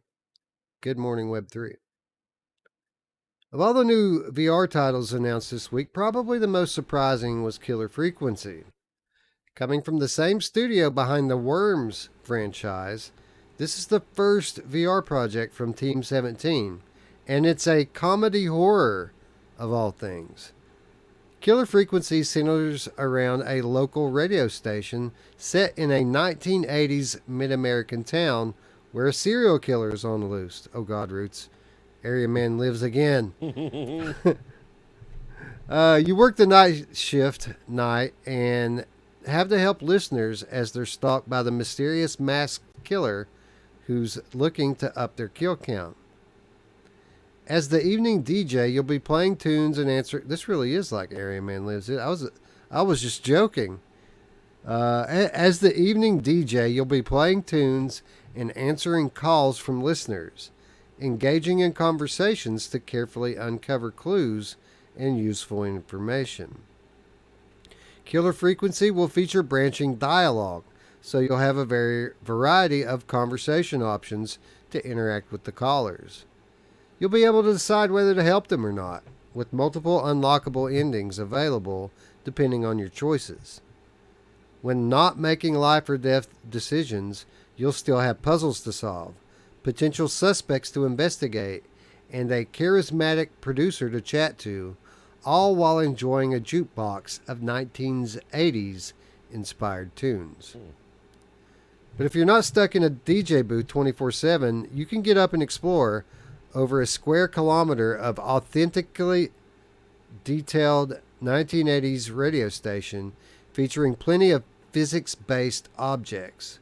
That includes an era-specific tech, like a working turntable and a cassette player. While Killer Frequency is Team 17's own in-house VR game, the studio has dipped its toes in the tech before, as it helped publish Lethal VR by Three Fields Entertainment. And then there was the promising horror Allison Road that was canceled. Killer Frequency will be coming to MetaQuest 2 as well as Steam. Non-VR, only flat screen, later this year. As Team 17 released further details on its original VR IP, Good Morning Web 3 and Virtual Strangers will keep you updated. Roots, so yeah, apparently my Area Man Lives joke was actually a little bit more on the nose than I even realized. A very similar premise here, but with a couple of key differences. One, the aesthetic being very different, and two, you're not stuck in the DJ booth. You can move around in this game, explore the radio station, and solve puzzles. So this game, thankfully, a little more to offer than the often maligned Area Man Lives. Yeah, absolutely. Well, this is the thing. Area Man Lives was, I guess you need LSD for that to be good. I don't know. This is something that, we wanted a good story out of Area Man Lives. This could be it, right? A good story, a puzzle, a little Colorado time. And to be fair, I didn't try Area Man Lives. I took people's word for it. I took Mash's word for it. I took PD's word for it, and have yet to get in there. And I'm sure I'll check it out at some point, because I do think that it's a cool concept. And if it takes Team 17 to finally deliver that concept in all its potential, then maybe Killer Frequency turns out to be a surprise hit next year. Yeah. Or maybe this year. I don't. Did it say if it's coming out this year or next year? I didn't know. Didn't. Yeah, didn't say. Probably next year on this one. Yeah. Well, cool. Oh no, it does say later this year. Okay. But again, only in VR on Quest 2. The Steam version's just flat. That's weird. For whatever reason. That is weird. Oh, yeah. I don't know what to make of that. I don't know if that's good or bad. Well, I mean, if the game is engaging enough to work as a flat game, I mean, that's kind of cool, isn't it? That's true. If it was made as a flat game, then it means it should be pretty deep, hopefully. So. Hopefully, yeah. Bluebell says, I'll wait to see a content creator review it. Well, I will hopefully be able to provide that content for you when the time comes, because I do dig the aesthetic here, Roots. One of the things that we often laud VR for is that time travel ability, that the ability to put your headset on and find yourself in a different era, whether that be in the future or in the past. And who doesn't want to go back to the 80s, man? Oh God, I want to go back to 2019, but yeah, the 80s for sure. What I want to see Wes, I want to see Wes go back to the 1860s, Red Dead Redemption 2. I'd love to see you stream that, bro. That would be I think you're gonna love it. I think you're gonna love the just everything, the way the Deadeye works. You use chewing tobacco to get Deadeye or some kind of a product, and when you hit it, so you can hit any of your joystick when you're aiming down, you can hit the joystick and it slows time down. And so you can you're nailing headshots, and it's of course head aiming because it's in VR and it's Luke Ross, but it's just really cool, really good, and super cool. Yeah, well, we definitely have RDR 2 pegged toward the top of our list for the next time we do Mod Month, which probably won't be too long from now, because we've already got a month worth of stuff to check out on that list. Absolutely. So, yeah. Exciting times. Yeah. Yeah. Looking forward to checking that out. But anyway, definitely looking forward to learning more about Killer Frequency. And if you are also interested, again, be sure to click the button and ring the bell, as we will definitely be getting back to this one when the time comes. Absolutely. Anyway, that's going to wrap up the week's headlines and bring us into the week's reminders. And we're going to start the way we typically do, by taking a look at what's out this week. And boy, is there a lot out this week. First of all, it's time, Roots. It's time for us to once again descend upon the Museum for Other Realities, as they've got a special content exhibition going on this week. It's time for Tribeca again, friend. Oh wow! Well, it's funny, Wes. Actually, it's time for me to create more customer conversations in my head. So when I talk to people at work, I talk about VR a lot. This is one of the things I talk to people about. To people that look like they don't give a shit about gaming. They don't care. Maybe they've got artwork in their own house. Let me tell you about the Museum of Other Realities. And then I start talking about this painting. Now you're walking around and looking at it, and how you can hit a button, and now you're zoomed into the painting, looking from a different perspective. And from anybody that loves artwork, another perspective or multiple perspectives, that changes everything, right? And so I've seen people light up. So I'm lighting up, Wes, hearing that this thing is coming again. So I definitely want to go check it out. Yeah, and I'm going to read through this article here by Kyle Melnick at VR Scout. But before I do that, I just would like to remind everyone that the Museum of Other Realities is no longer a paid app. It's available on all major PCVR platforms. Well, actually, no, I think this one is just Steam and Viveport. What have you paid for? Yeah, it? Steam. Did you get anything extra? Yeah. No. I don't think so. Anyway, it's free. It's free to download and 100% free. It's not just like a trial or anything.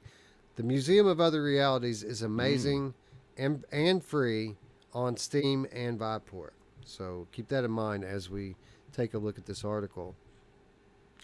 The world-renowned film festival steps up its virtual offerings of experimental films and interactive experiences. It's been over 2 years since the vid entered our lives, drastically altering the way we socialize, work, and live our day-to-day lives. Nearly every industry, from entertainment to education, has felt the impact of government lockdown protocols and quarantines, but few more so than the live events industry. This includes the Tribeca Film Festival, which has for the past several years offered a virtual counterpart to its in-person Tribeca Immersive Showcase in Tribeca, New York, as a way for visitors to experience a hand-picked selection of groundbreaking immersive films and interactive experiences from the safety and comfort of their own homes. With that said, this year's virtual showcase might be its most impressive yet.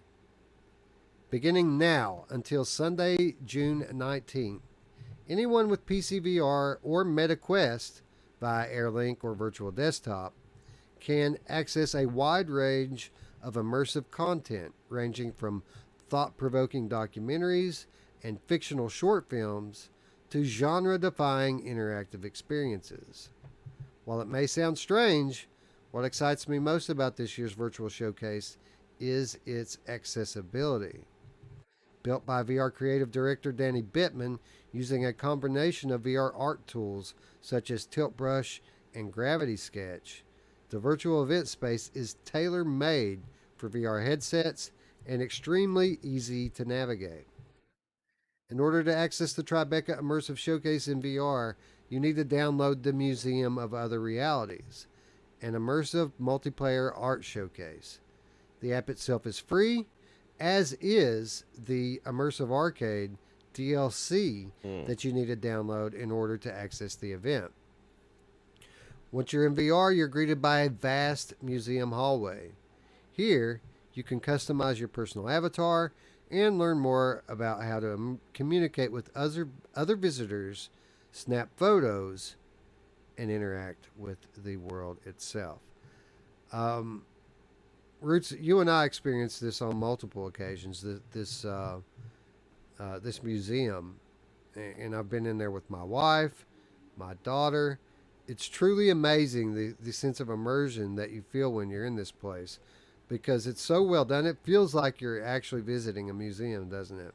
Yeah, it's better than going to a museum. It has cool stuff in it. Usually museums, depending on, I guess, if you go to a good museum, then I find it intriguing to learn stuff, right? But this is stuff you can't do anywhere else, especially with this Tribeca stuff, right?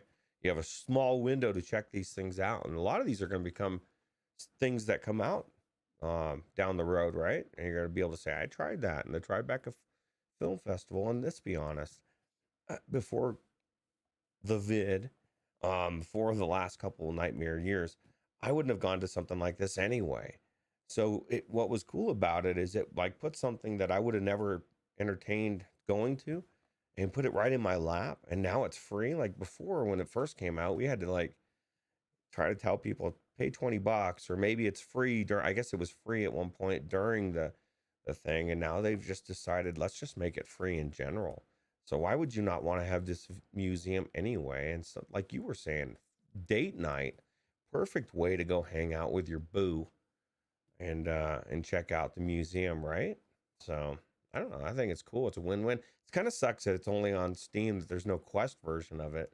That leaves people out that are Questies only, right? So Yeah, man. It typically has been the case in years past that there are things on display during these Tribeca showcases that end up finding their way onto the Quest store. For example, the first place that I ever experienced um, the line from Arvory was in the Museum of Other Realities during an event like this. Gravity. I mean, yeah, there's been a handful of them, so I imagine that this year will be no different. And some of these things that you're able to experience for free right now as a part of the showcase will later be coming to the store for a price. So again, um, I mean, this might be something if we have time that we can make a community event out of. yes, Uh, because I mean, I don't know how many can join one instance, but you can take dozens of people in this thing with you, and party up. And even if there was no Tribeca, there's enough content in the museum itself. There's too much to see in one sitting. It's that big. Um, so yeah, I'm looking forward to getting back in here and looking forward to checking out what Tribeca is bringing along. These pictures of the show floor look pretty cool, man. they do. They do. You know who never says that there's too much in one sitting? My mom! Oh yeah, the more the better. Allegedly, Um, I'm not gonna say. But yeah, no, Anyway, there's tons of cool stuff to do, and I don't know, man. I just the idea of going. I'd rather go into this than than something like Zenith myself with in a community thing. I think it'd be super cool to check out. It's free. So yeah, exactly. And I mean, it used to be $20. It's not like it was free forever. We recommended this app at $20. The yes, fact that they went free for it, free with it, crazy, is really incredible. Yeah. super cool. Anyway, you guys be sure to join our Discord. There's a link down in the description down below, and hit us up if you want to go check this stuff out. Because I'm sure we're going to end up in there at some point this week, and you guys can tag along if you want. Yeah, we're gonna set it up. It's gonna be a time when Wes is not working or sleeping. We'll make that happen. Absolutely. Anyway, that's not all that's coming this week, Roots. Not by a long shot. I didn't pull the actual trailer. I just pulled a scene for it. Right, for Swordsman. Oh, okay. I thought we were moving into a trailer. Yeah, the Swordsman Advanced Combat update, which was originally supposed to launch last week, was subsequently delayed by 1 week by developer Sin Studio. And Roots, this is an update that a lot of people have been waiting for a very long time, as it's a basic overhaul of the game on a mechanical level. New animations, new physics coming, and new AI for the enemies, which should, promise to make this already excellent arena fighter into a whole new game. Yeah, I agree 100%. Video looks really good, and people are actually. It was funny. I don't remember what game we were talking about before, and earlier this morning. That's early in the show this morning. They were raving about this. I don't even remember what it was, but it was like 3 or 4 people were saying how good Swordsman is. So that it tells me something. If you're not even talking about the game and people are raving about it, now's your time to shine, chat. Where are you now? No, just kidding. It is. It looks really good. So Yeah, man. This is a game that I checked out for the first time actually recently, And I was surprised at the depth and progression in it. I wasn't expecting much. You know, typically arena fighters are not my favorite genre, and you know that still is the case. But I did enjoy my time in Swordsman, and I quit playing it immediately after I started enjoying it because I knew that this update was coming, and was going to change the game on a very dramatic level. This update drops in 2 days on the 14th of June on PlayStation VR, on Steam and Viport, and App Lab. For those of you out there who only have Quest, you're going to be able to play Swordsman on your Quest as well. This is Infinity? I'm Or not sure if it's Viport? Infinity or not. I played it in Viport. I'm not sure if it was Infinity or not, but I can tell you. I think it is, but I'll just a moment and I'll tell you for sure. Well, Tom Flesh Eater Gaming says the AI is going to be an AI combat simulator. Which is exactly what you want, right? There's no waggle in this game. How cool would it be to actually play a game like this and come out being able to have like beginner level or medium level swordsman? You know, I mean, what if Revolution happens, like the TV show Revolution, and you know they start running out of bullets and you have to use a sword because there's no power anymore? What a good series, by the way. If you've never seen Revolution, check it out. There's only like 2 or 3 seasons, but it's really good. You know what? I got a message for the Viport people out there. If I'm signed in, you should not need my birthday to show me a damn trailer, okay? Like, I get tired of putting in my birthday to watch these videos when they already know what my damn birthday is. What's the point of signing in? If you've gone to the point of authenticating that I'm now signed into your system, and like Wes said, I mean, it'd be different if it was his daughter's account. It was like a 10-year-old or something, or I don't know. You know what I mean? At some point, I don't know. Anyway, Swordsman, yes, is definitely part of Viport Infinity. So those of you out there with Infinity subscriptions, be sure to check this one out. Go ahead and install it now. That way you're ready when the update hits in 2 days' time. Yeah, absolutely. Brandon says his go-to is always putt-putt when it needs to go to the shoot, then go to shooters. Absolutely. You said putt-putt? Putt-putt. I'm assuming you're talking about the miniature golf game that I didn't. Well, if you like that sort of thing, you stay tuned because we've got another new release coming up that might appeal to you. Oh, that's true.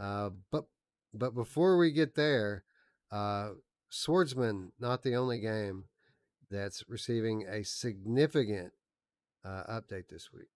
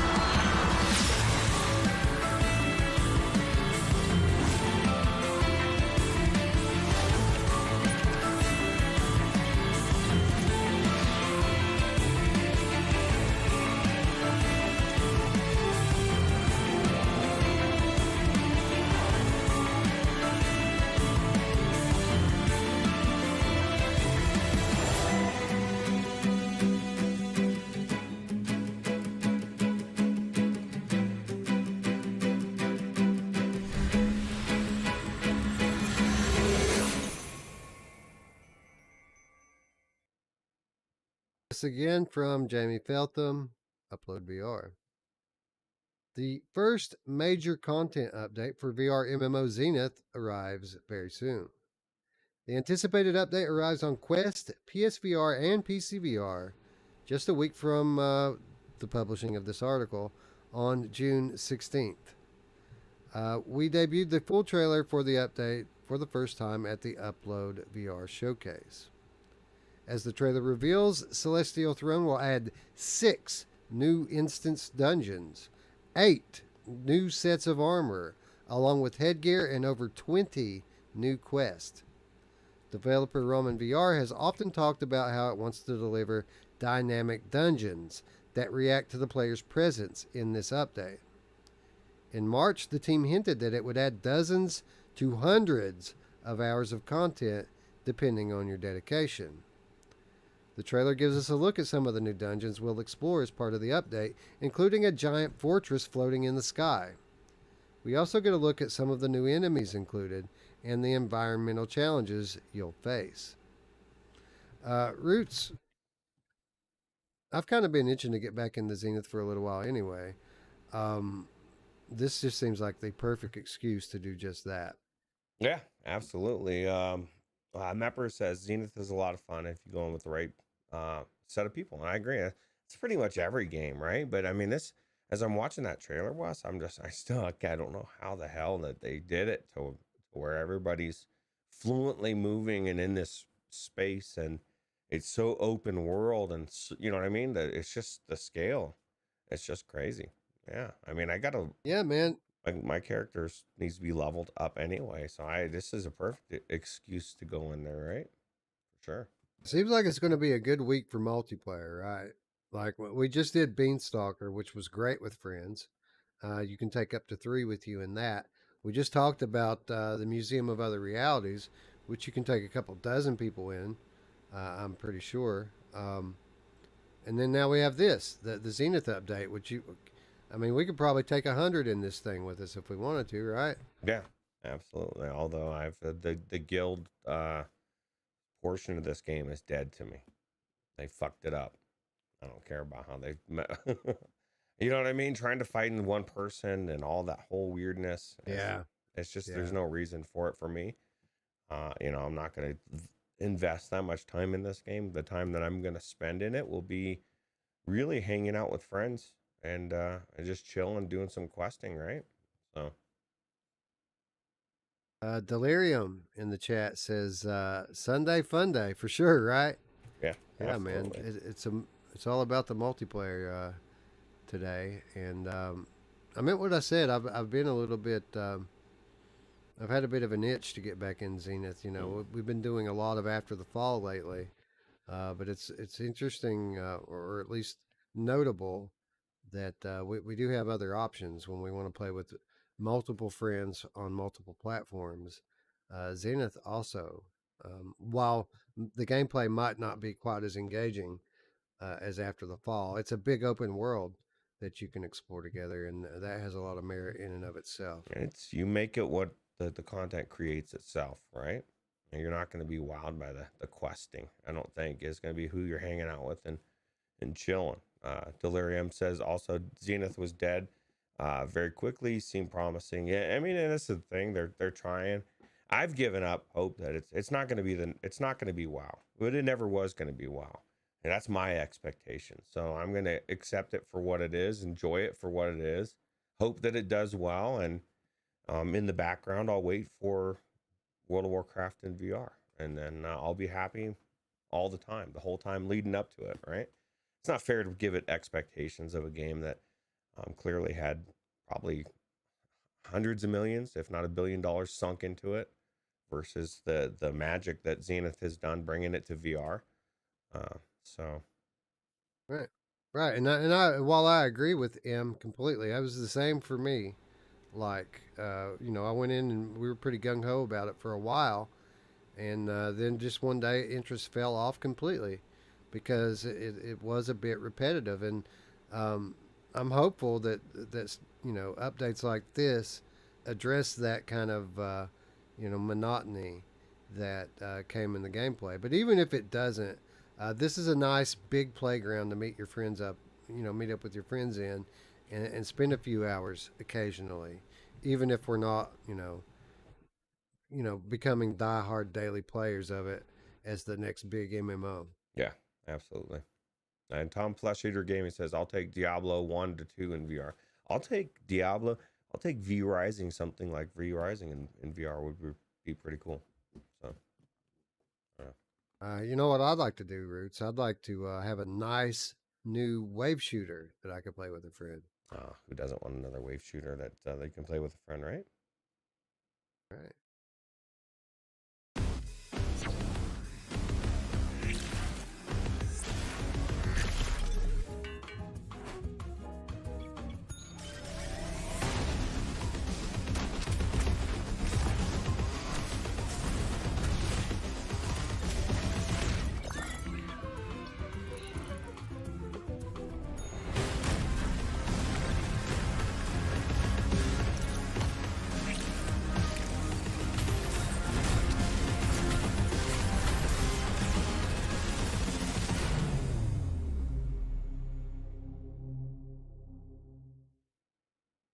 Mothergunship Forge coming this week on the 16th from Terrible Posture Games. This game coming to Quest 2 and Steam VR. Roots, this game first hit our content creator circle, I don't know, 2 months ago or so, maybe 3, and people just raving about how fun and addictive it is. This is a roguelike wave shooter, which is built around the concept of infinite weapon attachments that are available to you. It's very reminiscent to me of what I consider probably the best game we've seen in this genre, Blasters of the Universe. So a lot of customization options with the weapons and infinite procedurally generated levels for you to experience with a friend. We've said it before, man. Shooting shit in VR is just fun. And with that in mind, I look forward to checking this one out. Did you say infinite attachments too? Pretty much, yeah. That's kind of the gimmick here is that you get infinite attachments to your guns. It's gonna get ridiculous, dude. I can Right. already I see mean, look it. at that thing. That actually sounds kind of entertaining, right? Like, cause you got this. It's not like you're gonna be behind it. That's the thing. I want to see this shit. Put it in my face, and make it. It's kind of a trade-off, right? How crazy do you want it to get? You want it to do some crazy stuff, but you can't see what's happening behind Mr. Potato Head there. So I think it's cool.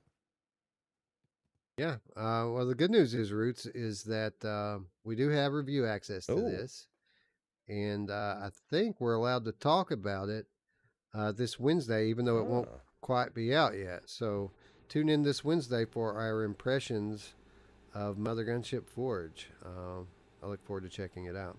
Yeah, me too. You know what I look forward to checking out more than Mothergunship Forge? What's that, Roots?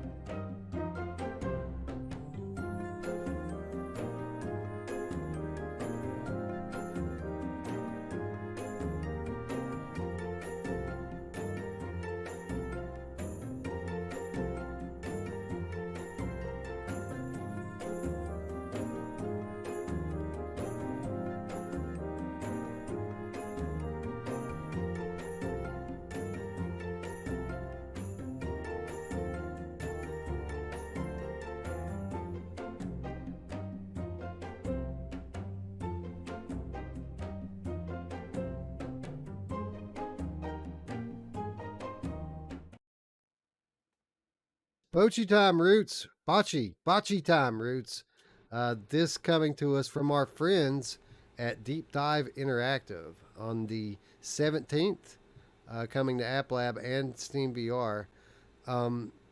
Deep Dive Interactive, the people that brought us, was it Vengeful Rights, I think? A different direction they're taking with this one, as they're looking to provide people an opportunity, or an alternative rather, to Walkabout Mini Golf. Yeah, well, it depends on what you like. A lot of people are rolling their eyes. They're saying lawn marbles. I never looked at it as lawn marbles, Onakazi, but you know what I mean? Like, some people are going to say the same thing about Walkabout Mini Golf or Putt Putt or whatever, although there's not as many. I think it looks cool. It's Bocce Time. Bocce? I think Bocce Time. Is it? What is it? Yeah. Bocce ball. Yeah, it's bocce ball, but I've never played bocce ball in my life. Me neither. So, I never have either. We But play PD apparently had a lot of fun with it. here in Kentucky. We play cornhole. Oh, every time I didn't know what cornhole was, and I heard I heard some woman talking about playing cornhole, and I'm not even going to go there. I just thought something different, and then I found out it was a game. I actually see it everywhere. A lot of people have those cornhole things. So usually it's like their favorite football team or whatever. But Horseshoes VR, yeah, it's kind of the same way. So I don't know. It's good. So hey, Mash, what's up, Mash? You know who loves to play cornhole, Ruuts?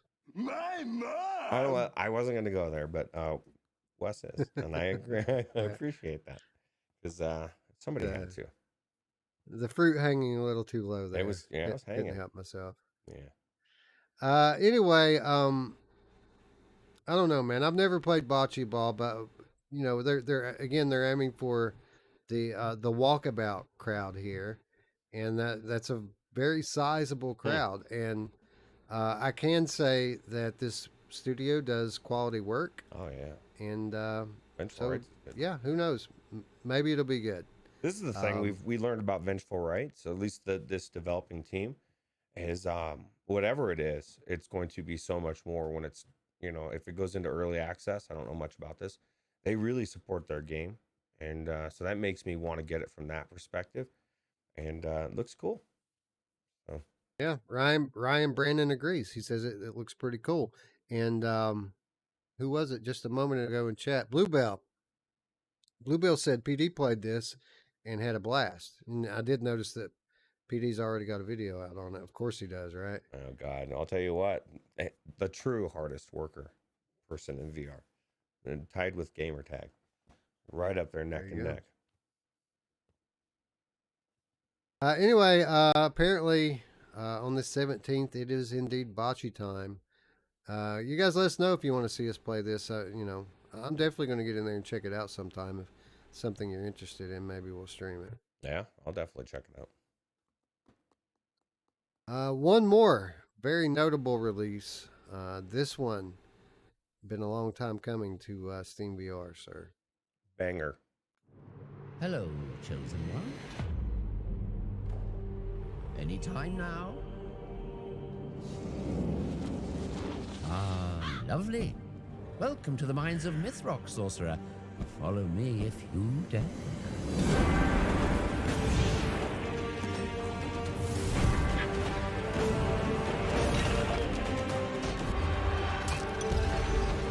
Very good.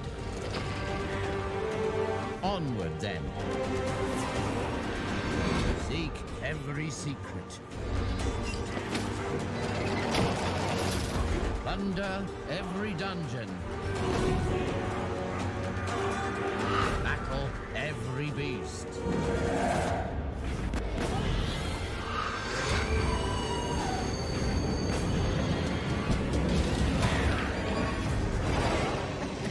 You're on your own with that, big lizard. Good luck. Adventure awaits.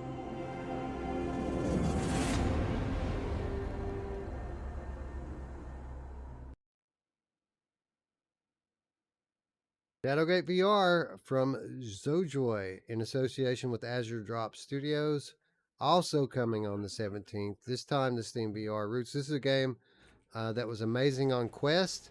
Then we got a Rift exclusive version of it, and now finally making its way to Steam VR with multi-headset compatibility. I don't know what else to say, man. I can't recommend this game enough. Amazing work. I know what to say. I'm jealous, Wes. You're going to be playing this game in the G2 if you want. And this game, man, when I played it on Quest, I thought, wow, this game's amazing. And then I played it on the Oculus Rift version on my probably my Quest 2, and it was blown. The detail difference, like the Quest version was amazing, but this PC version is phenomenal, and the gameplay is so good. Dave he did such a good job with this game. The minecart level will blow your mind, or levels, and I don't know, man. I definitely a must have in my opinion for PC VR or Quest. So Absolutely. I've been looking forward to this release for some time, just for the reason you said. I want to check this one out on my G2. So, yeah, to finally have the opportunity to do that via Steam VR is something cool, man. This definitely on my to do list this week. And Mash in the chat says big things happening in the Quest 2 community Facebook group this week for Shadowgate. So stay Ooh. tuned. Well, there you go. So, Who was it earlier? Henry? Was it Henry that was asking? We were recommending to go to Mash's group. He's probably going to be giving this game away on Thursday. Maybe. I don't know. That's what it sounds like. yeah, I'd say it's pretty likely. Yep. Bluebill says the game looks awesome. He's never played it. It is very good. Um, an excellent um, an excellent title, especially coming from a first time VR dev. Quality work from Zoe Joy. Yeah, absolutely. And I meant what I said about the Quest version of it. Like he did things that developers that take a lot of time to because you're limited in resources, but he made the 3D and I'm like the way that the rooms basically destroyed themselves, I guess, as you're going, right? And so it's like rebuilding on itself. So you could utilize the every inch um of that CPU or whatever you want to call it, I guess chip. It's amazing. Right. Shadowgate merch giveaways coming, says Mash. Nice. Excellent. I need me some Shadowgate merch. I mean, I've already got the Me and Wes are both grabbing for it, right? I got a couple. Still got it wrapped in my plastic. This is like a keepsake. I've got dude. I've got a couple of them that are keepsake. This is the one I actually use though. Nice. The Shadowgate Minds of Mythrock terry cloth. But Yep. yeah, man, I need to get me one of those t-shirts, bro. Yeah, we want a t-shirt, Like, Dave, please. Can you send it to Mash and he'll send it to us? Onikazi says, and this is the biggest part of it, they're the original devs from the 87 game. So this is like legit old school game being brought into VR. And like I said, they're doing things that most devs aren't doing, which is utilizing everything and bringing you that 3D, the depth, and just making the game amazing. And this VR version is amazing. It's going to blow you away. Yeah. Yeah, and important to note, Roots, that this is the original creator of Shadowgate, bringing this game into VR, and doing so at a very high level in terms of quality. Much more to come on this one. I'm sure we're going to be giving this one some more coverage over the course of the next couple of weeks. So again, if you haven't already, click the button, click the bell, and stay tuned. It made my wish list easy, Mash. I mean, Wes. I always call everybody Mash. Masher says 3 new t-shirt designs coming and commemorative coins. Take my money now, son. Please. Duggar's Case says, is Shadowgate VR available for WMR? It isn't mentioned on Steam. Well, it depends on if you're talking about Gen 1 WMR, if you're talking about G2. Now, while it may not specifically mention WMR, most games that support Valve Index or HTC Vive will work on HP Reverb G2. It's kind of a hybrid. It's not like a standalone WMR headset. It's a hybrid Steam VR WMR headset. And I don't have very many compatibility issues with it. I fully expect that it's going to work. But stay tuned. I'll be able to tell you for sure quite shortly. Yep. I just wish listed this Matt or Wes. I just wish listed Shadowgate, even though I own it on the Quest and the Rift. I wish. Well, that's a good segue into our wish list segment. This is the time of the day. This is the time each week that we ask all of you to take a moment to join us in real time as we do our part to support the development community out there by wishlisting a game. It's a quick few seconds for us, just a click, and it means the world to these developers who are trying to get their games out there. This week I have chosen Hellsweeper because I'm so excited for Hellsweeper, but since you mentioned it, man, I think we're going to do 2 this week. Yeah. And I'm going to do Shadowgate as well because, especially on Steam, it's kind of a big deal when people follow and wish list. So I want to do everything I can to support this amazing game. So yeah, we're going to do a bonus this week. Mash says he's wish listing finger gun. So everybody, if you have access to, what is that? That's on the Quest, the App Lab, or which one is that? How do you get the finger gun? I'm going to check it out because Mash is telling me how good it is. It's not typically something that I would normally do, but I think it'd be cool to check out, kill some stuff in my fingers. Yeah, we'll give plenty of coverage to Finger Gun when the time comes. So do we know when that one's going to release yet? Yeah, what's the release date? And Spry Guy says he added Shadowgate as well. Nice. Thank you. Well, John Tatum wants a G2, but I'll tell you what, man, just keep your eyes out because you can get them pretty cheap sometimes, right? $350, I think they were selling not too long ago. Yeah, they go on sale for sure. Okay, App Lab wish list on side quest next week. All right, well, we're doing that for sure, and definitely on my radar for sure. Yeah, we'll try to we'll make it the focus of our wish list segment next week. We'll try to get that profile out there so people check out Finger Gun. John Tatum added Gambit and Hellsweeper. That's a good one too, man. Gambit, Hellsweeper, Shadowgate. Man, dude, banger. all amazing games. Finger banger. Finger Gun. Anyway, thank you to those of you out there who participated in this week's wishlist segment, and very much appreciate you. Absolutely. As do the developers. You know what else? Well, I appreciate it. I'm sure the patrons appreciate it, but Wes's notes, right? We're still taking a look at the notes. Look at these luscious notes we have here. Let me actually I want to look at some of these articles. The cutting room floor. Look at that. That's crazy, dude. Yeah, look at how many friggin' extra articles we had in there this month. Moss Book 2 release date, July 17th.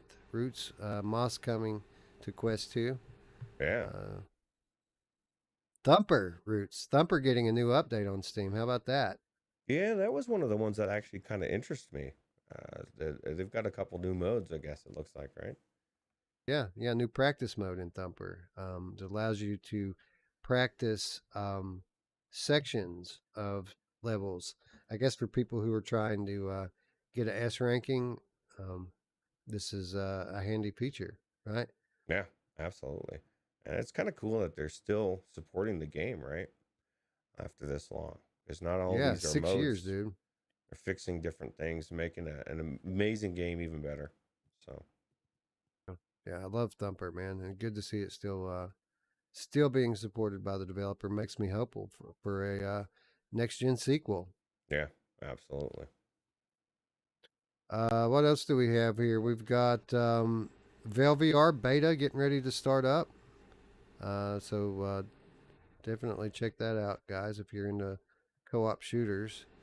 Ghostbusters VR confirmed for release on PSVR 2. This is pretty big news this past week as Jimmy Bowers, in the dead of night, announced PSVR 2 support for one of the most highly anticipated games in the VR catalog. I would have been shocked at this point if something's not on, anything big is not on PlayStation VR 2. That's the news, right? Because it's now becoming the best thing in this scenario. The opposite of what the Quest 2 is going to be down the road, being the least common denominator. This is the greatest, right? This is what you want your game attached to, is going to be this console. So That's right. And I would have been shocked at exactly if they had not supported PSVR 2. Like, what are you doing, bro? Crazy. We've got the Jedi Knight 2 VR fan remaster has now got a demo that's available for anyone to play, which is pretty cool.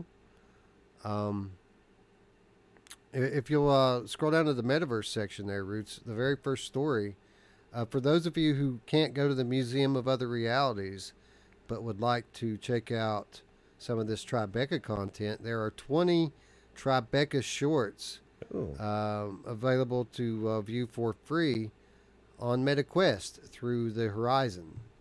So go into Meta Horizon app. They are running on a schedule. It's not on demand. They're doing 2 or 3 of them a day, and we're about halfway through the week. So be sure to be checking out Horizon if this is something that's interesting. There's the schedule right there. How cool. So you're not left out, Questies. I'm sorry. I was wrong. You guys got your own content. Fuck you, PCVR people, right? That's cool. That's right. Anyway, as you can see, lots going on in the VR, AR, XR space this week. Just tremendous amounts of stuff there. Apple VR recruits Hollywood directors for VR, AR headset. Notably, the director of The Mandalorian, Jon Favreau, is building a dinosaur experience. Oh wow! For the new Apple headset. So yeah. How cool, man. They don't have to, I mean, they need to teach with the Quest too and do some really cool stuff, right? Yeah. Anyway, that's just a few of the things on the cutting room floor. Those of you who support us on Patreon, be sure to check out this week's show notes so that you can stay up to date with the volumes and volumes of stories that have gone on over the last 7 days. Yeah. Anyway, that's going to bring us to our final reminder this week and every week, and that is how you can support our channel. Of course, if you're new, the best thing you can do is subscribe and click the bell so that you will be notified every time that we go live. Of course, for those of you who would like to do a little something extra, we just mentioned that you can support us on Patreon. $3 per month. That's all it takes. Less than $1 per week. Gets you access to the show notes that we just took a look at, as well as exclusive content and insider updates. And you get the I'm sorry, my phone's going off in my pocket. And you also get the peace of mind of knowing that you did your part to help us to grow and thrive. Big thank you to everyone out there who supports us on Patreon. We very much appreciate you. A couple of reminders before we go. Again, if you haven't already, we are giving away a couple of keys to Beanstalker VR. So check out our last episode of Strangers in the Night to learn how you can enter for the drawing coming up this Wednesday. Giving away that couple of copies of that very awesome game. Also, again, check us out. Is it Thursday or Friday? I thought it was Friday. Friday, the 17th. That we're going to be on Between Realities with our friends Skiva and Alex. Super excited to finally be able to sit down with those guys and talk a little shop. Really looking forward to that. You guys go to the Virtual Strangers homepage. You'll find a link to the Between Realities YouTube page. Make sure you're subscribed to those guys if you haven't already.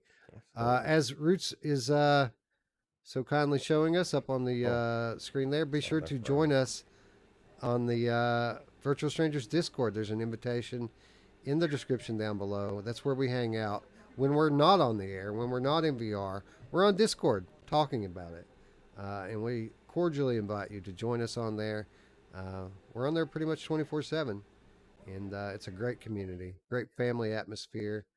And I love everyone on there. Yeah. Come home. We need you. He's saying next says, no worries. Thanks for the in-car entertainment. He went on an 1.5-hour journey, Wes, and he took us with him. I told him I appreciate it because I needed to get out of the house. I haven't been out very much. I've been out, I guess, just not enough. Yeah, for sure. Anyway, with that said, friends, I'd like to thank everyone out there for watching. For Roots here, I'm Wes. We'll see you very, very soon. Bye now. Take it easy.